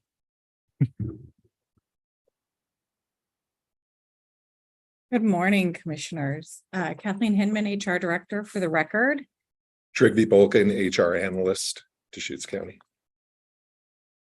On this gorgeous day in October, we get to come to you to talk about the annual renewal for the Deschutes County Employee Benefits Health Plan for the 2024 plan year. There are a couple of recommended motions that we can address as we get closer to the end. There are a summary of items in which we are seeking the support of commissioners to move forward with renewing our health plan. So a little bit of history. The health plan is set to renew for the 2024 plan year, which would be effective January 1 through December 31 of 2024. In preparation for our annual renewal period, we meet with HR staff meets with county's legal team, our benefit consultants, our third-party administrator, and we review proposed changes to the plan, and includes an analysis of the changes due to legislative requirements, industry standards, new offers and offerings in the industry, benchmarking against comparable plans. We take into consideration things like cost impacts and the impact on the healthcare needs of our employees and their dependents. So it is an iterative process. It's a long process. It's one in which we start actually at about June and in preparation to bring it to the board in October for consideration for our open enrollment period, which starts November 1. Can I say something right now? Yes. I just checked with our CFO, Robert Tyndall, this morning. Our projected health fund balance is going to be projected to be 4.2 million, and the budget is 3.8 million. Now, you and I know that fund was up at what, 18 million for a long time, 16 million. And then we went through those millions of dollars like you couldn't believe it because of COVID and pushing things back. And in here, I see that we're only raising the cost $5 for a person that, and then what is it? $26 for a family. That's only going to bring in a projected $273,000. You know, in today's world, a couple people getting sick and the bills are astronomical. I find it fascinating that we are not raising that at a greater rate. I know it hasn't been raised for 10 years or something, but I just feel like, oh my gosh, we're down at $4 million. Just a couple health emergencies, and we sucked through $4 million like you can't believe. You know, I just had an incident. It was thousands of dollars and it was a nothing thing. So I know what healthcare's costs are. I just heard on the radio this morning that Kaiser was raising their rates tremendously. Is this $5 raise? Is this really what you came up with? Because seeing that projected health fund at 3.8 million or projected at 4.273 million, that just seems so precarious for our county. And if we have some problems, and with the world today, you just never know. Yesterday we were with 911. They've gone down to 700 calls, but those calls today are so serious. People are under tremendous stress in the world today, inflation, everything. And I really worry about our fund. So I want to say it now. I want it on the record. In May, I said I couldn't believe we didn't raise it earlier. And now I see we're going to raise it $5. Are you talking about copay per visit or the? No, I'm talking about, premium copay? I'm talking about, let's see, which item is it? Item number 9. They're recommending the raise to go to employees at $95 a month, which is a $5 increase. And then if you have a dependent, it to go to $116. That recommendation only will bring in $273,000 for the entire year. And I just worry because the fund itself is, compared to what we had, 16 million, it's at 4 million. And we sucked through, what is that? How many million did we suck through? It has been through my tenure at its highest peak around 16 million. Yeah, we had it and we knew that was too high, but honestly, you had said all along we should be at 8 million. And yet we're not striving for that 8 million. And I'm just worried something's going to happen. So, just to be real clear, we do not depend on employee premium copay contributions to fill the health fund. The health fund is the vast majority of the funds that go in there are contributed by the employer to take care of their employees, which is the standard expectation for large employers in our nation and state and community. So I appreciate the concern about the health fund balance. But we don't fix that through the employee premium copay. We fix that by making sure that everyone's healthy and using health services as little as necessary, and then by contributing what is needed from the employer. So the county's going to pick it up when we go down below. Then if we have some really horrific things, and we've had some County pretty has been horrific. picking it up for time immemorial. I mean, Right. that's the way employer health. Dollars sitting in that fund for years. So I just feel like when we talked always in the past about keeping it, getting it to 8, and we went past 8 pretty fast. Okay, where are we going with this? Are you proposing you want employees to contribute a lot more to make our health fund whole? Is that what you're? No, I'm just worried where you're going with about this? the end result. So thank you very much. We can proceed with the, yeah. Great. Thank you.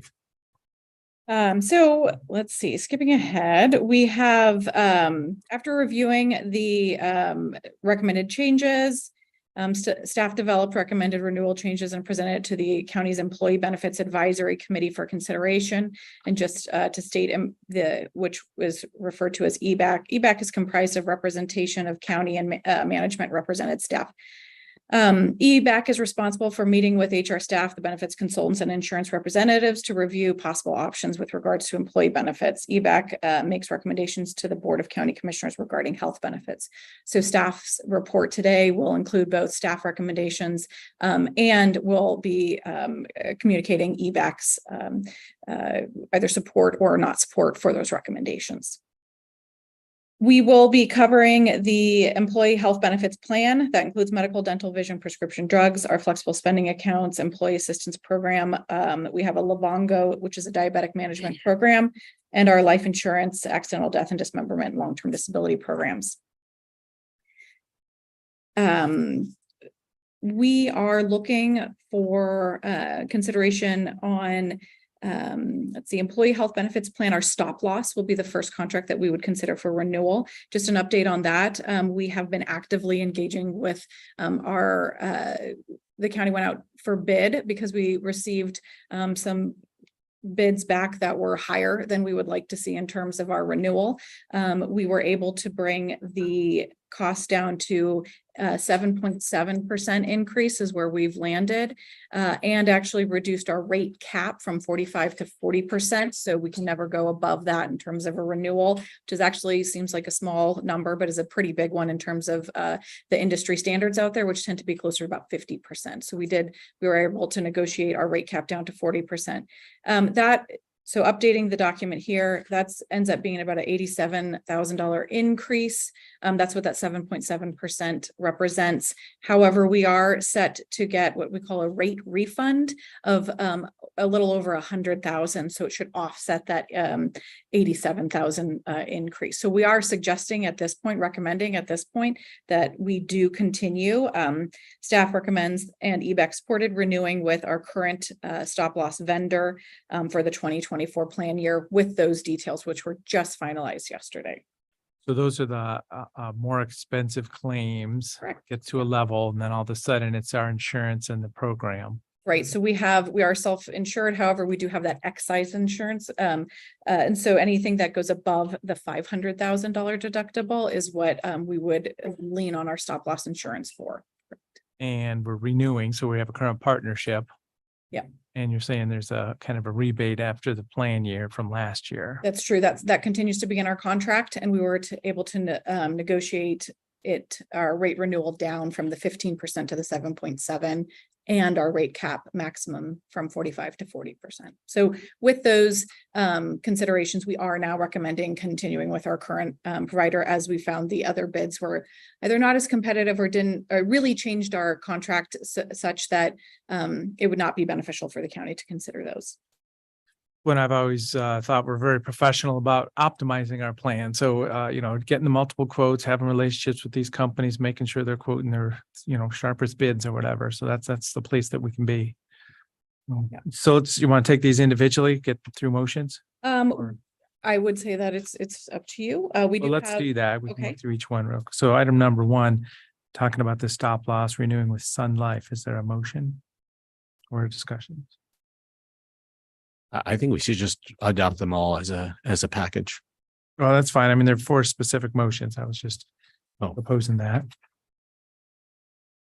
I see. I thought you meant the different. Oh, that is the first motion. different Changes. So You want- I will move to approve renewing with Sun Life, the current stop loss provider and deductible limits for the 2024 plan year.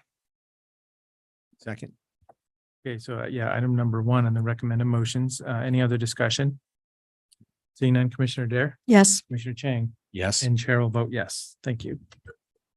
And the second motion for consideration is that staff recommends and EBAC supports renewing with our current third-party administrator, which is with Pacific Source vendor for the 2024 plan year. Do we have other options in that world, or Pacific Source is kind of it? No, we do. We have, there are lots of different TPAs out there. Actually, there's quite a few. It's been a few years now. How long have you We been started with them? in January of 2018 with them. With them, yeah. So we moved from a prior vendor to Pacific Source as a vendor. It's something that we would look at sort of regularly in terms of, are we getting the service we need at the rates in which we would like to see. They did propose a 3.9% rate increase, which in checking in with our benefit consultants is pretty standard for the industry. In this year, we see about a 3%, but with inflation, we're seeing that at closer to 3.9% increase. So last year it was only 3.1, 3.9 this year. Mhm. Who were we with before before 18? I'm just curious. It's a company called EBMS. And Are they still in business? I believe so. I haven't checked in recently. Okay, just wondering.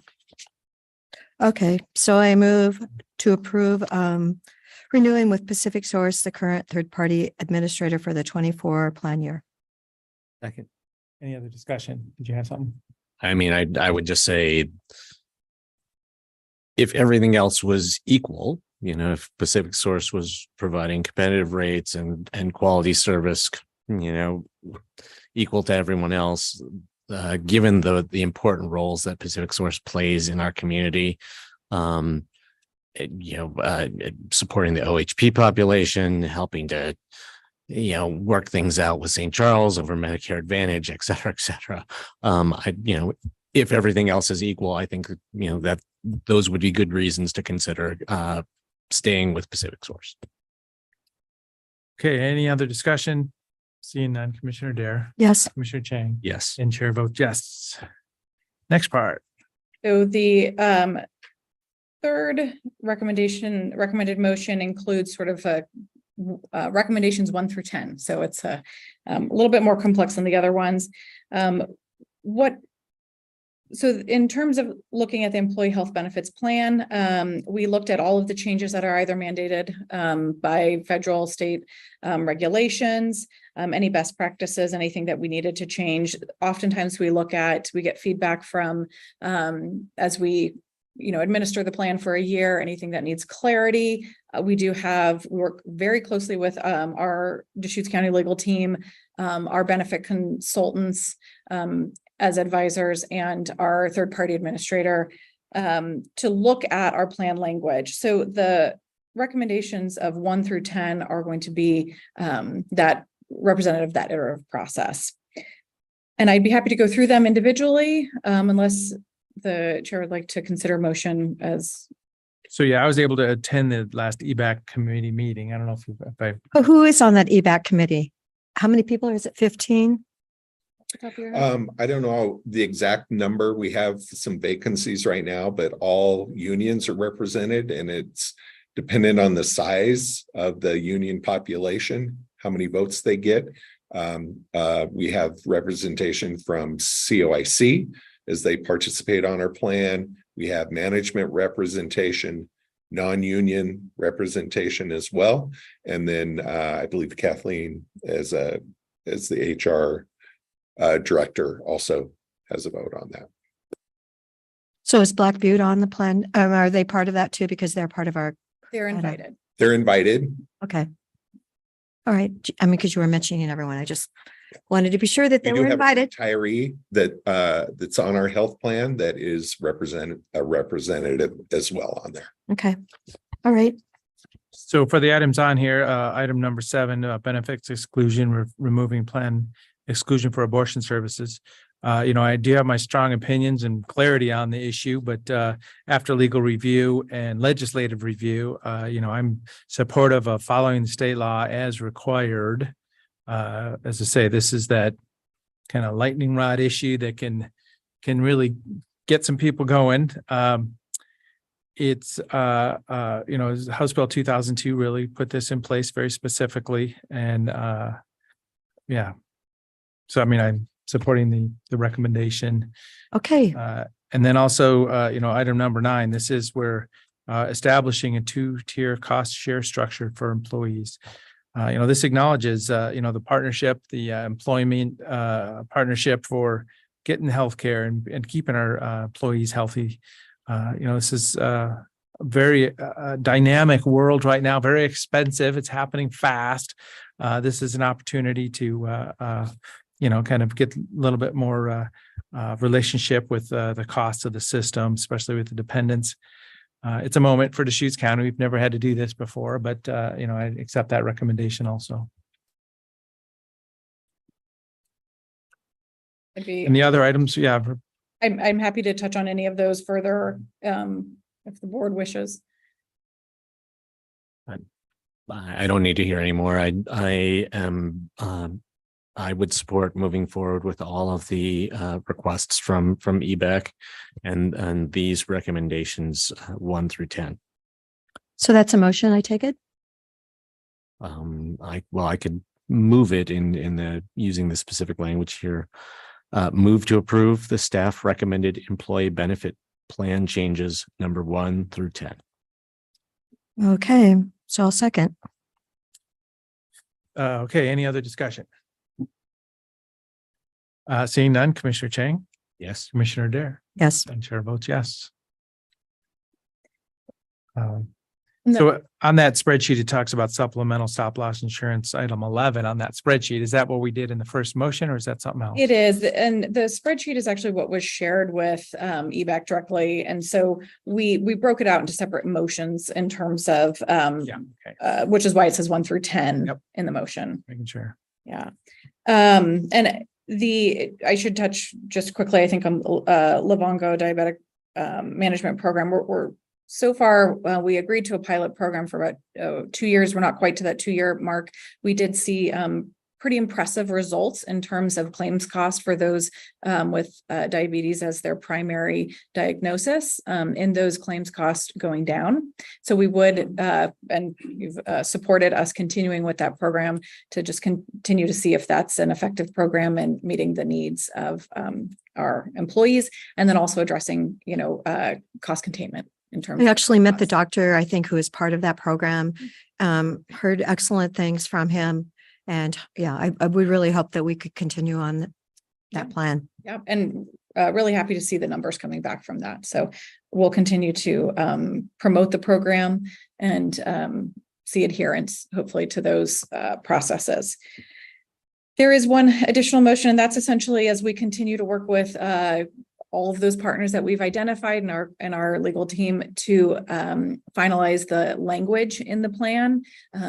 We will then present the plan for signature. So the final motion that we are recommending is to approve county administrator signature of the final Deschutes County Employee Benefits Health Plan document and service agreements for the 2024 plan year, which would include those changes 1 through 10 that you supported in your third motion. Kind of wrapping it all up. So I'll move approval of county administrator signature of the final Deschutes County Employee Benefits Health Plan documents and service agreements for the 2024 plan year. Second. Okay, well, any other thoughts? Okay, calling for the vote, Commissioner Dare. Yes. Commissioner Yes. Chang, Yes. and Chair votes yes. Thank you. Thank you. I would also just say, that, you know, I see there are a couple members of the Employee Benefits Advisory Committee present. And I'd like to thank them for their work, trying to figure out how we can best take care of our employees that work so hard for us every day and provide excellent service to our community. Yes, absolutely. We appreciate their partnership. Yes, Thank you.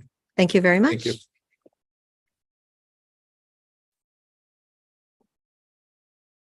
Okay, item number 15, quarter two discretionary grant application review. So we've got a little binder. Do we all have the binder? Of course we do. Okay, just make sure. Yeah, okay. It's a perfect day. Yep. Oh, yeah, well, we're still ahead of schedule. This is amazing. Big binder.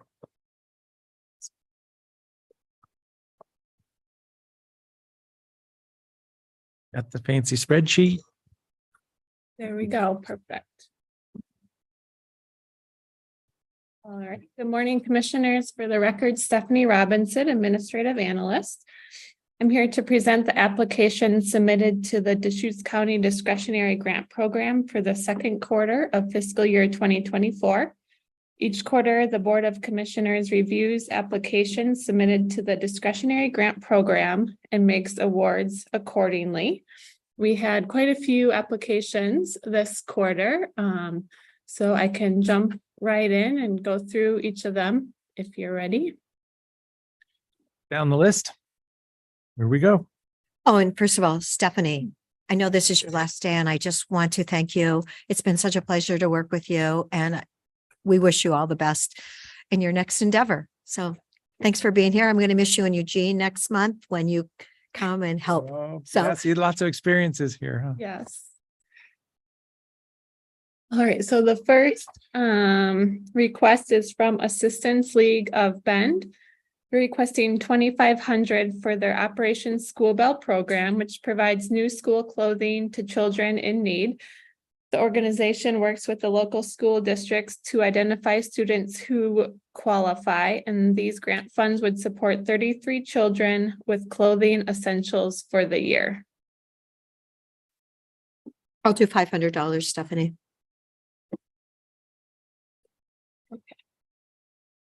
Please put me down for 250 and if I could rewind for a minute and ask a kind of a big picture question. This was it's a lot of applications this quarter. Stephanie, do you have any feel for whether this is a trend or whether this was just, this quarter for whatever reason just had a lot of people expressing interest? I did.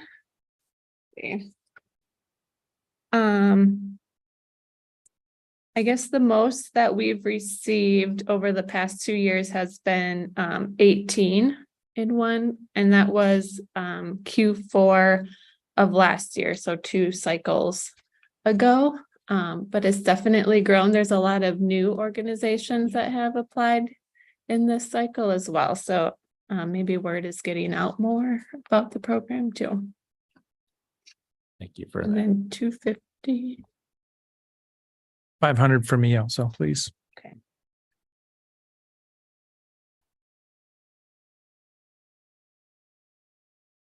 All right, the next request is from Band of Brothers, the Bend chapter.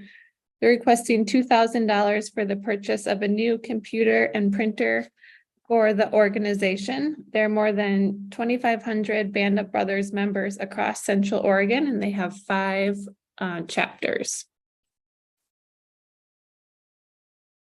I'll do 500. 250. 250, please.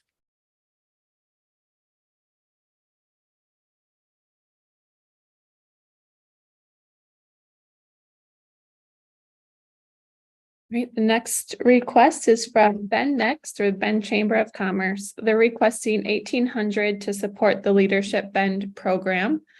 Leadership Bend is a 9-month community leadership development program designed to identify, educate, train, and connect willing and committed citizens to leadership roles in the community. These grant funds would financially assist participants in need of scholarship funding. 500.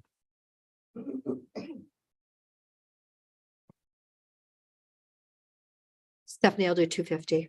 See if I can make all the dollars go away today. 250, please.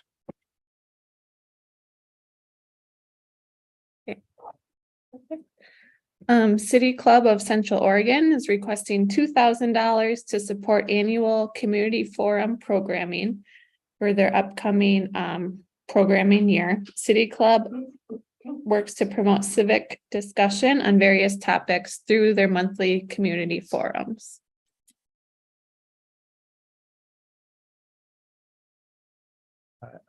I'm not going to be supporting this.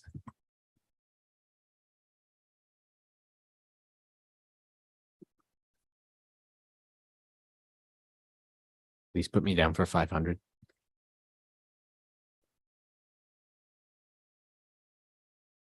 I'll think about it, Stephanie. Okay. I'm pass right now. Okay. The next request is from Companion Animal Medical Project. They're requesting $2,000 to support the production of a documentary film highlighting the important work of camp and the unique and touching stories of pet owners facing homelessness and financial hardships. But okay, so that's not the, so they, our cover page in here says spay and neuter grant program at the top, but that's not their proposal. So I won't, I was a little confused by that, but now I'm tracking.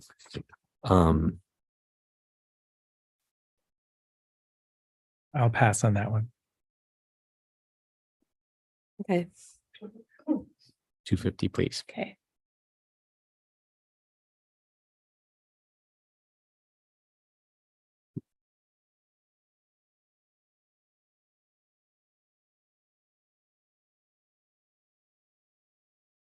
All right, the next request is from Council on Aging. They're requesting $2,475 to support the replacement of 15 Meals on Wheels insulated delivery bags. Each bag holds 16 meal trays, and these bags are used 5 days a week, 52 weeks of the year. $600 for me.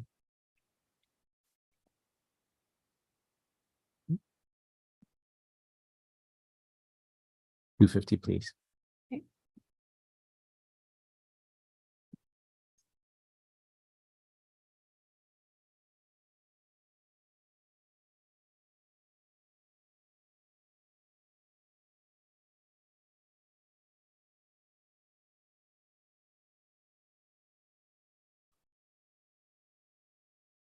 The next request is from Education Foundation for Ben Lapine Schools. They're requesting $1,250 to support teacher classroom grants and fund innovative programs that are not mandated or funded by the state or district, but which support a quality, equitable education that challenges students and enhances learning in art, music, wellness, and STEM. Stephanie, on this one, am I reading the cover page right, that we made a contribution of $1,250 in last quarter? Yes, that's correct.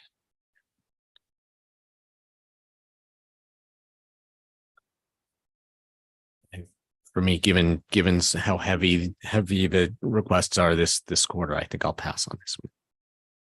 And I'll pass also. I mean, these are economic development, discretionary dollars, and education just kind of seems to be another lane for me. So, I mean, I want the, the foundation to be happy and healthy. I just don't see that this is the right dollars for that. And since we just did contribute it, yeah. Okay. The next request is from Financial Beginnings, Oregon. They're requesting $2,500 to support free financial education for Deschutes County residents. Last year, Financial Beginnings Oregon provided free financial education to 380 Deschutes County residents. Well, I want to thank them for their mission. I'm going to pass on that one also. I know Neighbor Impact does these things. We're a big supporter of this efforts. So, yeah, leave it at that. Yeah, I would actually like to hear more from them about their interface with local organizations providing financial literacy information.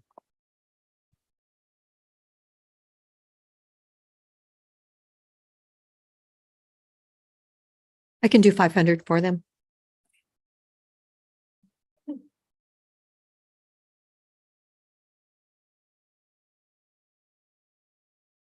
Okay, this next request is actually from 3 different fire districts, but it's all for the same project. And so Sisters Camp Sherman Fire District, Black Butte Ranch, and Cloverdale are requesting grant funds to establish a multi-agency peer support team, and funding will cover the cost of a 3-day peer support training program for 8 of their first responders.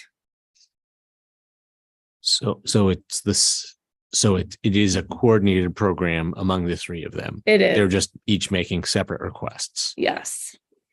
And I believe we could fund them, just fund to one organization, and the money could be, I'll go to the same program. That sounds good to me.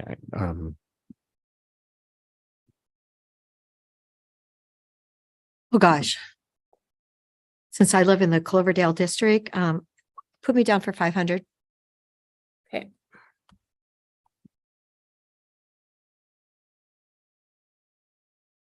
Please put me down for 500 for the 3. For the total. You can put it under the Sisters Camp Sherman if you want. Oh, well, I'll do 500 for Black Butte then, and I'll get them. There we go. But I mean, yeah, that's kind of the same concept. Yeah. Let's support the efforts. Let's not make Black Butte feel badly. It's a single project. And we could probably write a single check, or maybe 3 is good too. Yeah. Okay, the next request is from Habitat for Humanity, Lapine Sun River. They're requesting 2,500 to support critical home repairs. These repairs help families stay in their homes they already own. And the funding will provide repairs to 3 or 4 families at an average of $500 to $750 per repair. So I want to support something there. I know we give them big dollars through the ARPA plans. I don't know the status of their, I mean, do they have funds? And I guess I didn't read it for that. I'm thinking about that now. The other strand I'd like to understand better before we invest through lottery dollars in this program is the county teamed up with Neighbor Impact on a community development block grant. And if those dollars, which I believe are for home repairs, critical home repairs, if those dollars come through, then I want to understand whether Habitat actually is one of the entities that would actually implement those projects with the federal funding. Because if they have access to that federal funding to provide these services, I feel better about not contributing here right now. I'll put $1,000 there just to, put some And I'll put 500. grease in the wheels on that project. Just keep it going. Well, when you But see, yeah, there's questions around it.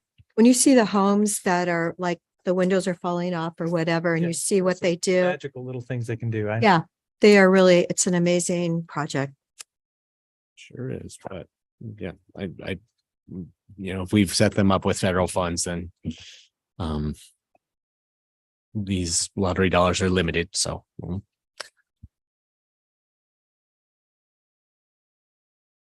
Okay, the next request is from Lapine Lodgepole Dodgers.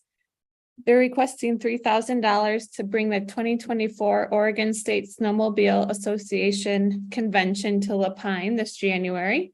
Members from 25 Oregon snowmobile clubs will be in attendance and will bring tourism business to Lapine. Put me down for 1,000. So this is the annual convention and it doesn't come around all the time, and I'm sure anything will help. And we're gonna have an epic snow year. Thank.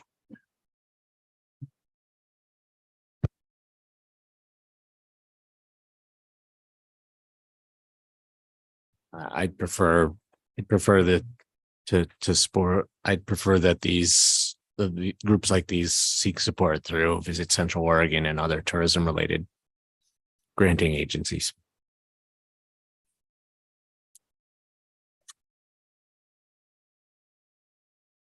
Okay, next request is from New Each Morning. They're requesting $1,250, which will fund 10 backpacks for women graduates of alcohol and drug treatment programs in Central Oregon. The backpack contains tools to aid and encourage them to successfully transition into the workplace and community.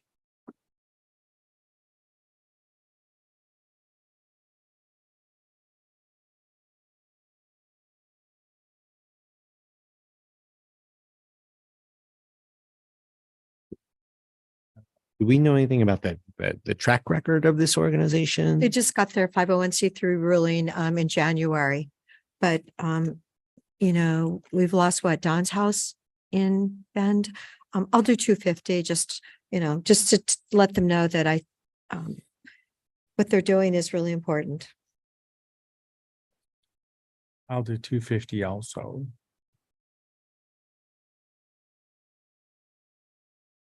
Same. It would be really nice to know kind of, you know, if they're working with people post recovery, kind of how they're connected to the, you know, the organizations that are helping people with the recovery process, kind of like the flow of people.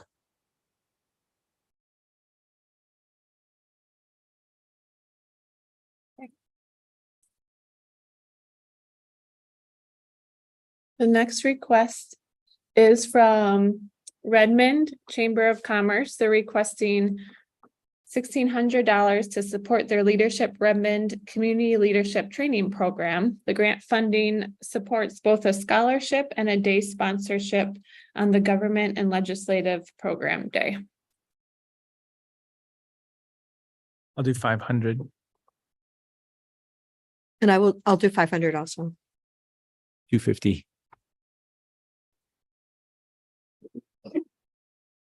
All right. The next request is from Ronald McDonald House. They're requesting $1,500 to support the grab and go and food on the run food options at the house. These food programs provide a quick and convenient nourishment for families or patients during an often unpredictable and difficult time. And we did just donate to them in the last quarter. Mhm.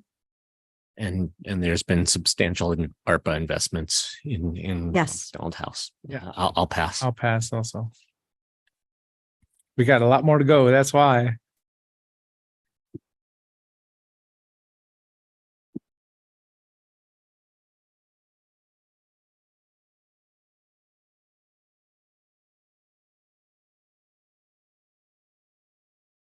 Move on to the next one.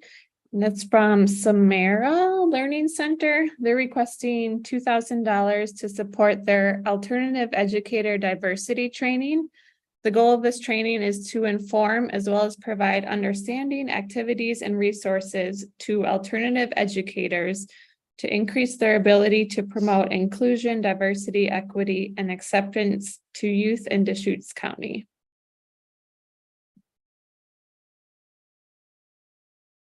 So I'll pass on this. As I say, it's just stepping into that learning lane is the issue for me there. But I mean, hopefully they do well.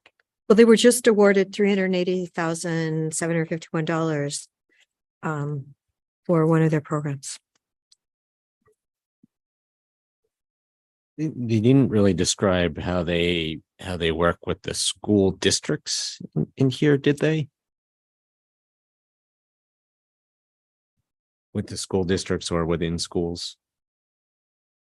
It was, I guess it was my understanding from reading their application that they work more with, like someone working at Boys and Girls Club, for an example, like an After school. not teacher, in school, but more where kids or youth, interact with adults outside of school. Right.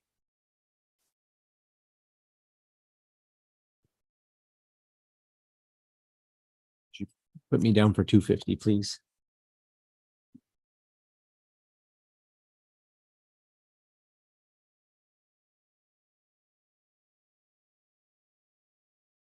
Okay. The next request is from School of Ranch. They're requesting $2,000 to help produce a School of Ranch Skills Day this coming April, which will teach skills like welding, home sawmilling, and food preservation.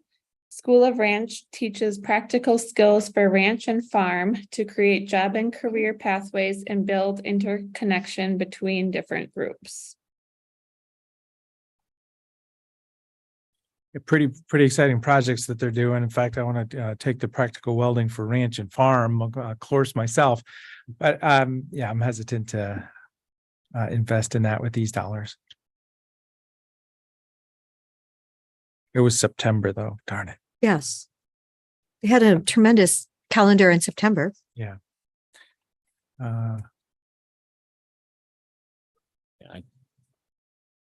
Maybe we could ask them to reapply. Okay. Yeah.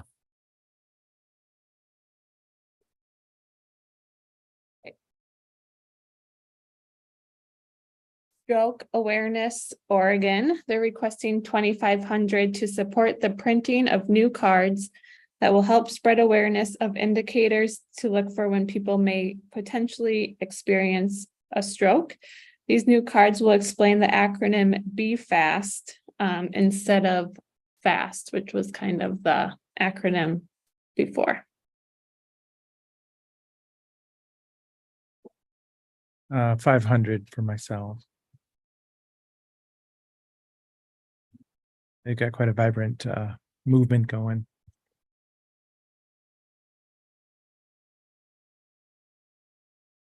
I think I'll pass this round. Okay. Okay, the next one, the treehouse. Are we not behind in that allocation? Did we make like a 10-year commitment or something for treehouse therapies? And I noticed that effective in 2020, we made this board order and then we missed it in 23 entirely.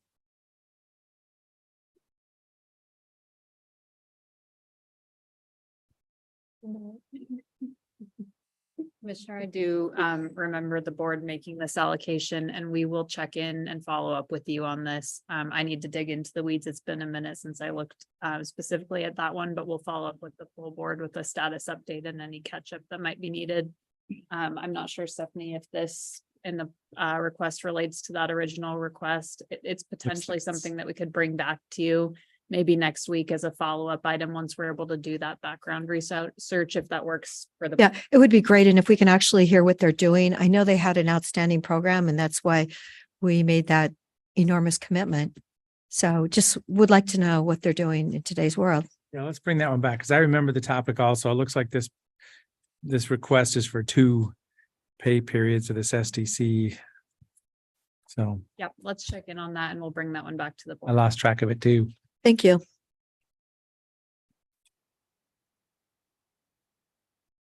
Okay, the next request then is from Working Circle. They're requesting $2,350 to support the Ranching with Wolves workshop. It was held a couple weekends ago in Terrebonne. The 2-day workshop helped ranchers find ways to reduce vulnerability to predator livestock conflict and improve ranch sustainability. And I'll just say I was able to attend the first half day of this workshop and it was well attended by ranchers from our community, and they heard some very inspiring and and helpful information from the kind of the lead speaker was a third or fourth generation ranching family matriarch from Montana, from the Yellowstone area, who just told a really impressive and inspiring story about how they had transformed their operations over time to be more resilient in a place where there are wolves. And I think it was very helpful information for people who are thinking about kind of touching on our wolf livestock depredation compensation and financial assistance committee. Very helpful information for ranchers in thinking about what they could be asking for prevention dollars for us to submit to the state in March. So I would put it down 500 for that, please. It's interesting that the 501c3 application is from Colorado. And I heard on the news that they're getting 10 wolves from Oregon. Okay. And then the other one, the letter is from someone in Dana Point. And I don't think they have any wolves down in Dana Point. But I know there are wolves in my neighborhood. And I know when I walk out to my barn now, it's 6 a.m. and it's completely dark. And I've just heard a whole bunch of howling going on. I'm thinking like, well, do I carry my phone with me? Is my husband going to respond if I press the button? Like, honey, come out here. So yeah, it's because they are going through my neighborhood. I'll pass on that one. All right, so that is, I guess, it for the discretionary grant projects. Is there any you'd like to go back to? Otherwise, we can do the fundraising requests. I think I'm okay at this time. I had a budget today and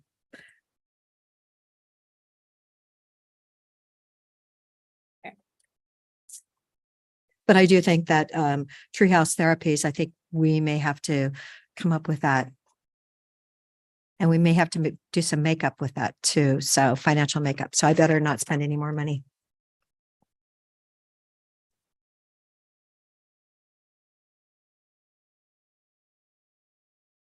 So for these fundraising requests, I support something for all of them, maybe not the requested amount. But there is kind of a season to this too. It seems like people ask, earlier in the year, and then there aren't asks at the end of the year. So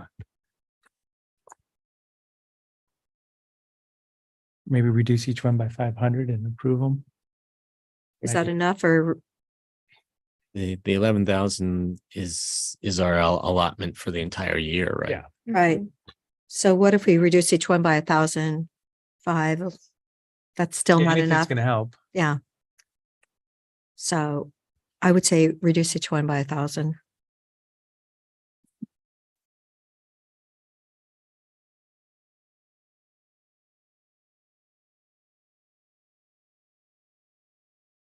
For that? I mean, yeah, they can.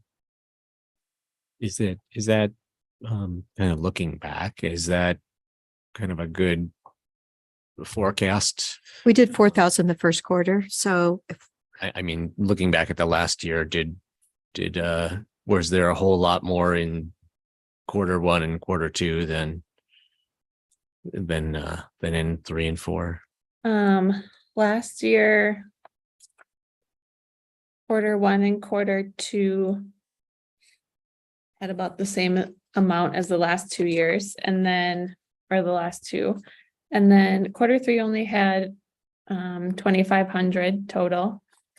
Quarter four had 12,000 requested. That's right. Awarded 10,000 of that, and additional video lottery dollars were allocated. So if we do this, then we may only have enough for one more quarter. Not two. In FY22, so a year before last year, Q4 was only $2,000 though, so it could have, yeah. Is to say these are 4 fundraising events, so anything's helpful. I don't feel bad if we shave it more or this amount is fine with me too, because we can stretch $6,000 across other folks too. Yeah, yeah. I mean, even contributing 1,000 to a fundraiser is Because it's helpful.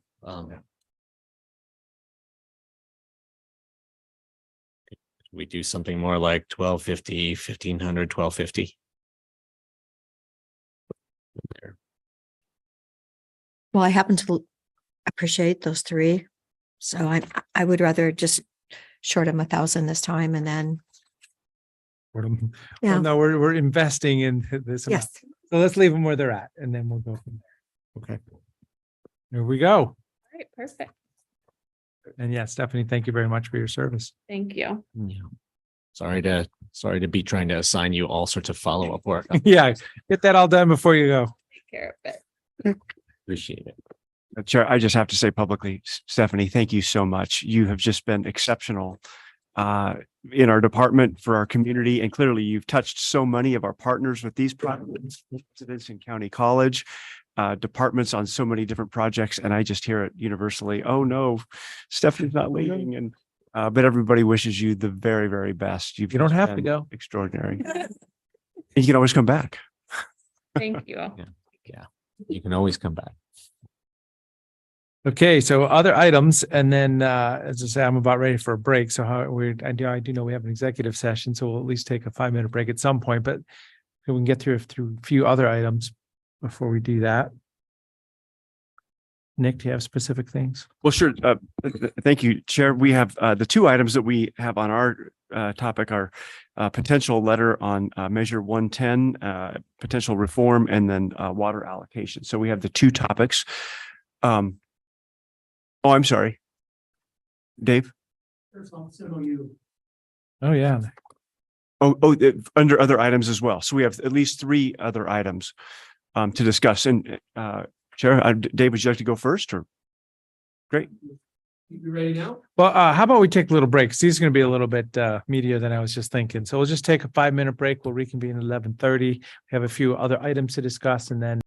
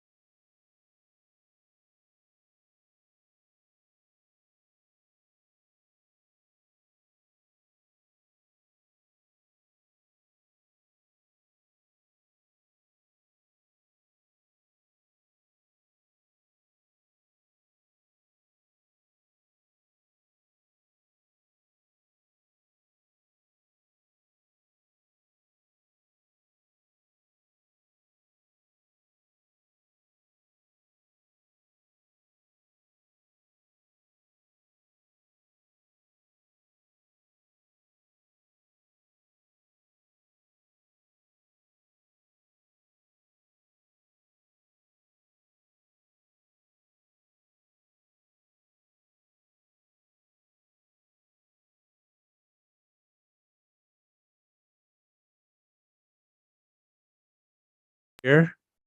And we're on. Okay. Thank Hey, you. Commissioners, Dave Doyle, County Attorney. I'm here to ask your approval and of board signature on document 2023-947, which is a legal services memorandum of understanding between the sheriff's office and the county. As you know, the county enters into a number of MOUs within various county departments, CDD, solid waste, sheriff's office. We have a number of those. Typically, they're handled at the department level. However, since this does involve legal services and you appoint the legal representative for the county, namely me in my office, I thought it best that I bring this by you folks. And the purpose behind it is just simply to clarify the various roles. As you know, the sheriff's office, since about 2015, has had an embedded legal counsel that operates separate and autonomous from county legal. And over time, I think we've had some confusion over what roles fell in their area and what roles should be with county legal. I met a number of times with the sheriff recently and with his top captains and the in-house lawyer over there, Mr. Giuliani. And we have come up with a memorandum of understanding. The sheriff signed that yesterday, Monday. And I'm asking for the board's signature at this time. I have shared this with you, the three of you. And so I can try to answer any questions if there are any. Otherwise, I would ask for a motion to authorize chair signature. So, yeah, I was able to review it. And in fact, I saw the sheriff yesterday at the 911 user board meeting. And yeah, seems like a good spot to be in for both parties. Any thoughts? I'm supportive. Great. I'll make the motion to authorize chair signature of document number 2023-947. Second. Okay, any other discussion? Seeing none, Commissioner Dare, Yes. Commissioner Chang, Yes. and chair votes yes. Thank you very much, Dave. Thank you, Dave. So yeah, a couple other items, just kind of things that have been bubbling up out there. Whitney's joining us. Whitney has a draft concept letter regarding water allocation per Chair DeBone's request, and then some topics to discuss potentially with Measure 110 reform. Oh, could I just say something? I want to acknowledge Shane Nelson, our sheriff, for putting the Jefferson County fentanyl billboards up. They've actually, one has been up since October at Wiki Up and 97. And then in November, we're going to have those fentanyl billboards up at Division, Revere, as well as 3rd Street and Kearney. So thank you, Sheriff Nelson, for understanding my concerns over the fentanyl epidemic. Appreciate that they're going up, and I'm hoping that people will notice them. Okay, thank you.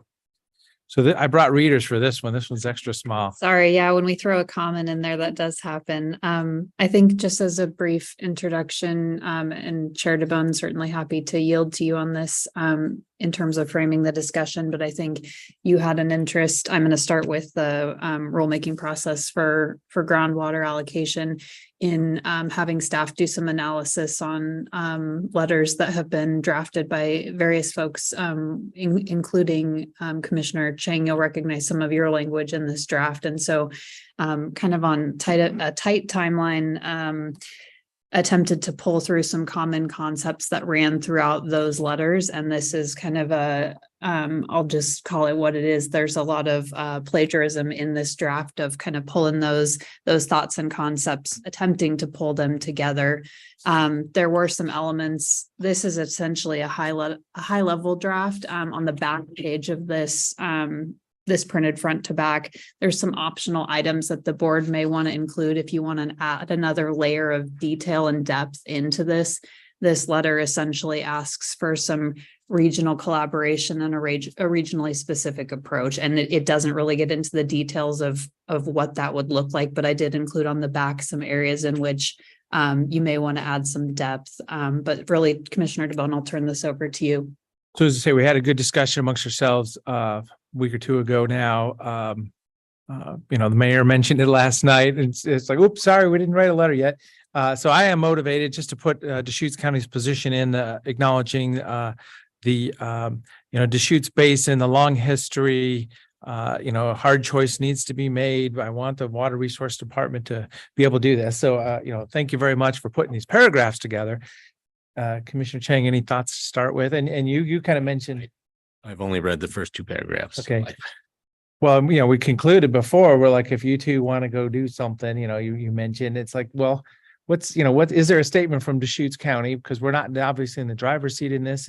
Redmond needs some support in being able to get their municipal water. Sounds like that was a common ground for all of us. Yes, if we're going to develop houses, we're going to need to be able to turn on or at least flush the toilet. I don't know if we need to take a shower, but something. I think both are. Well, there you go. We need to do two things. We need to ensure that our incorporated cities have the water that they need, and we need to demonstrate that we take seriously declining groundwater levels and want to contribute to solutions to fix that. Well, yeah. So, you're stepping right into what are we going to do? And I'm asking Water Resources Department to just acknowledge our water basin as a collaborative area. So, and you mentioned that there's you said, well, there's common ground around water for the city of Redmond. And I agree that there is common ground around that, but I was saying that there's two things, basically, that those are my criteria on a letter. So I'm not jumping into specifics at all yet. So just kind of signaling that, and I haven't finished reading this letter yet, this is just kind of dropping it out here. And as I say, there's a lot of moving parts in the world right now, and this is really just putting an effort together to get the letter, something on paper to get us going here. I guess the other question is who are we sending this letter to? Yeah, We've seen letters to Water Resources Commission. We've seen letters to state legislators. We've seen letters to the governor's office, and depending on who the letter is to, our approach may be different. The Water Resource Department, they can't fix, or the Water Resources Commission with their rulemaking, they can't fix existing water use and getting people to conserve more. The legislature or the governor could potentially get at those things. But if we're writing a letter to the Water Resources Commission, then it should basically be hold on, carve out a basin specific approach, for the Deschutes Basin, as you're moving forward with this rulemaking statewide. So I would propose governor as a starting point, because after that, it's just, we can CC whoever, but this is a statement. First paragraph talks about, thank you for your stewardship and efforts to slow declining groundwater levels across the state. Starting off at the beginning there, is that our statement, or is that the statement of somebody? Are we responding to the? Well, that is being responsive to what the Water Resources Department and Commission are doing. They are trying to slow declining groundwater levels across the state. Yeah, and I think as I noted at the top, determination on who the board would like to send a draft to will really help inform probably what is a V2 of this. And so I think even with that direction, it may be helpful for staff to take this back and frame it, if there's consensus among the board that you'd like to send a letter to the governor, and to kind of also, if commissioners have individual feedback and have a little bit more time to digest, I could certainly take that and we could try to turn this back around for a future meeting or have that discussion today. But just an offer that as I kind of worked through piecing this together without a defined recipient, there's some things that are going to need to be adjusted here. And that's why, as I say, taking a step forward and having one commissioner drop something on here and then having a debate. I don't know. I'm not sure how for the three of us to get through this right now. So this is the attempt, and I asked Nick and Whitney, and Eric's helping with the Measure 110 letter too. So this is the effort to get us to put something on paper here. I would send a letter to the governor and copy everyone else that's in the little box to the right of this. Okay. Looking at what Mayor Fitch has written, we really do need to get this letter out I believe it's timely, and waiting till next week is really not soon enough. Okay, I think we can definitely finalize this week if that's what the board would like to do. So that's fine. Well, and I mean, we've been in a spot where, the concept is here, a letter is being proposed, a commissioner's not going to sign it if they're not comfortable with it. And we can acknowledge it in the next board meeting if there's a final version that goes out before we meet again. Yeah, I'm not ready to sign this letter. Yeah, as I say, that's not ready yet either. So let's acknowledge that there's a proposed letter to the governor CCing legislators and Water Resource Department on the topic of water, domestic water or municipal water rights in the basin Okay. to be finalized. Yep. So then that, if we're directing the letter that way, then maybe this first sentence could say, thank you for Water Resources Department's stewardship and efforts and their efforts. Because the governor's, those aren't the governor's efforts. Mhm. The way that this deals with the mitigation program Mhm. is it's problematic. The mitigation program, it's called the groundwater mitigation program, but really what the groundwater mitigation program has done is solved for insufficient surface flow, and has used groundwater that we historically thought was abundant to help us put more water back in rivers. But so it would be great to rather than kind of we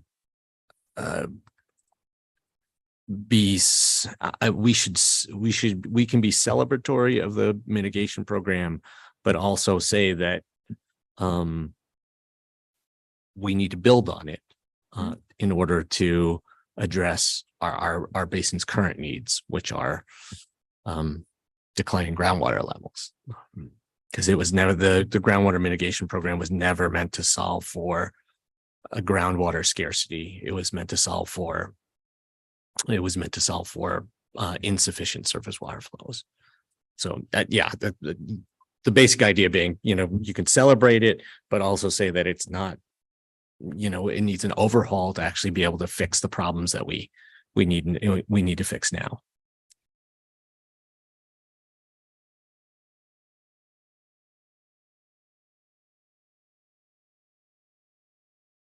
As I say, we can take it offline now and, just saying, there could be some common ground. I can provide more. Be really helpful. And I'm certainly available if commissioners have feedback on this, and I'll circulate an updated draft just as soon as we have it completed.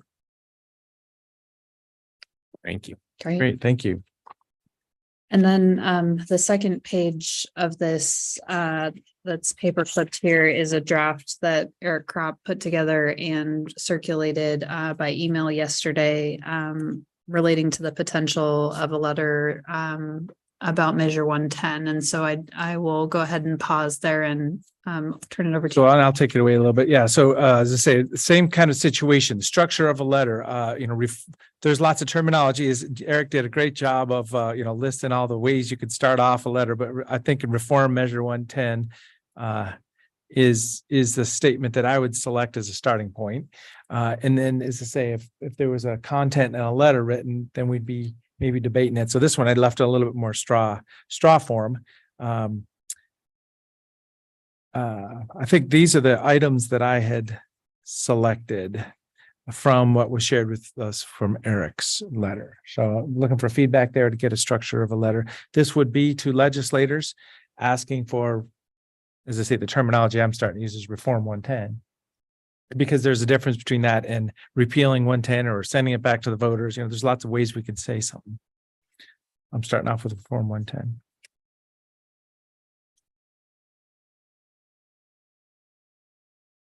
Any other thoughts? Well, I should have written it down. I did talk to Representative Levy 2 days ago about this and the fact that it's it's actually, it's an incredible emergency at this moment in time, and sending it back to the voters is going to take too long. We have got to do something like yesterday and not tomorrow. So I believe that repealing it, and it's going to take a while for that to get out, for that to take effect, but it definitely needs to be repealed.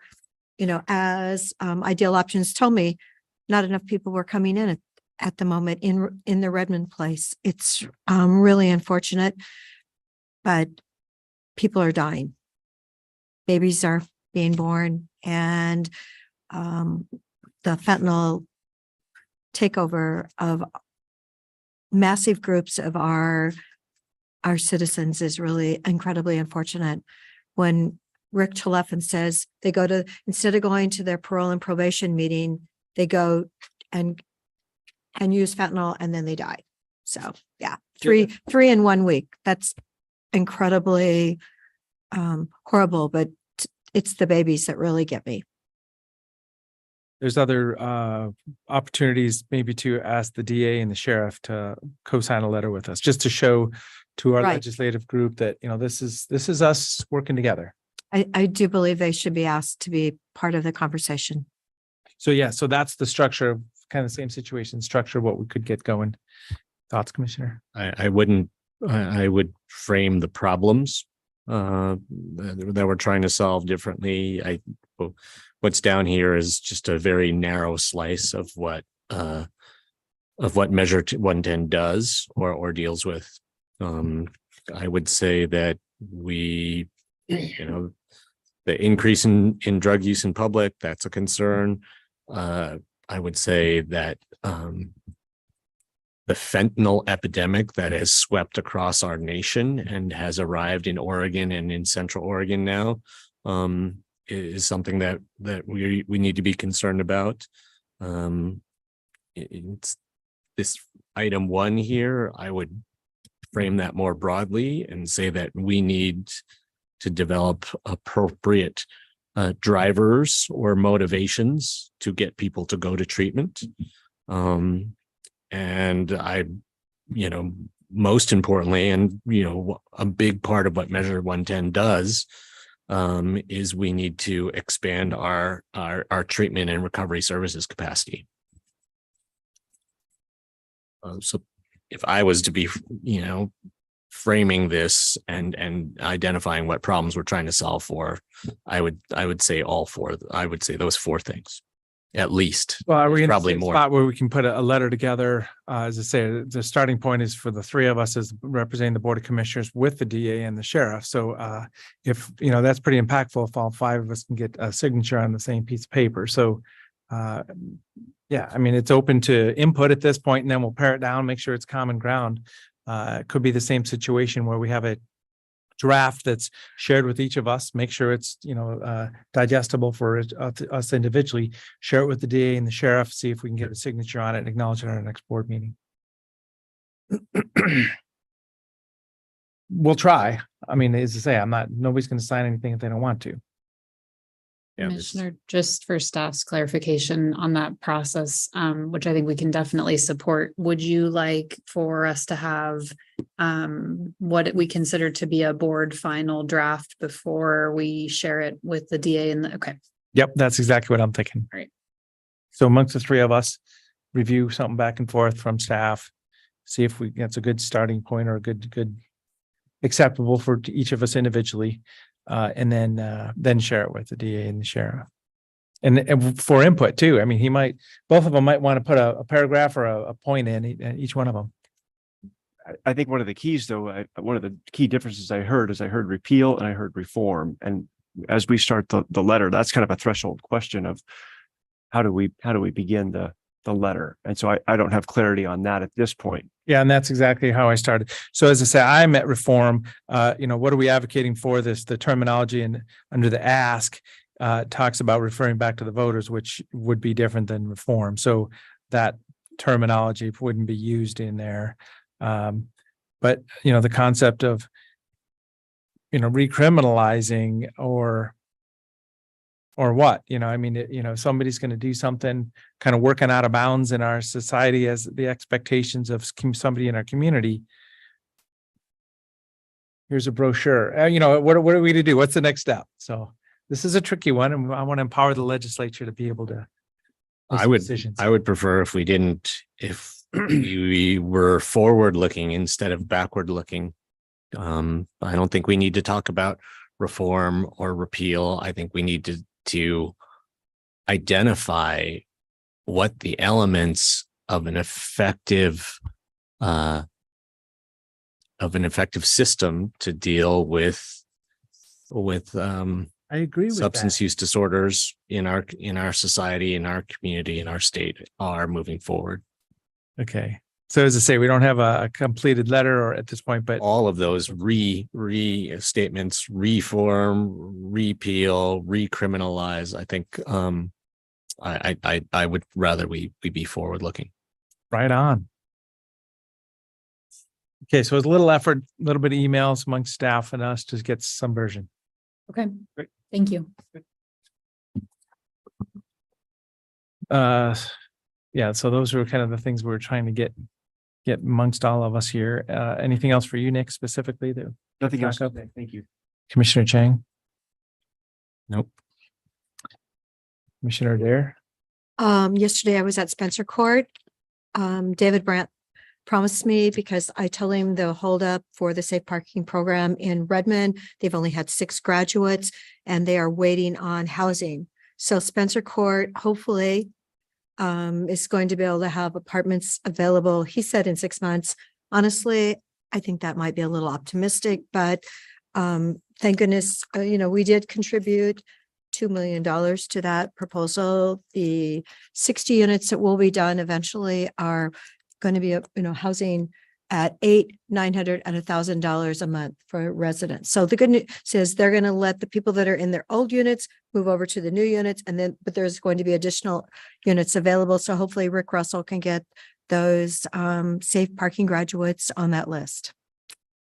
It was, great to know he's happy with working in Redmond. It's in a nice location. Right. So the Bend Chamber of Commerce Impact Summit is a half-a-day kind of morning session with breakout sessions afterwards. I know Bill Kuhn he was asking if there's going to be a county table. I think it's like $70 a head. So I'm sure tables are some number, $700 to $1,000 for whatever how many at the seats. So if there's support, I'm thinking just ask a few department heads or whoever might want to be able to attend something like that. See if and I don't know if there's tables or whatever they're doing, but I'm certain that we could fill a table. If anybody's had an opportunity to look at the agenda yet, it looks really good. Mhm.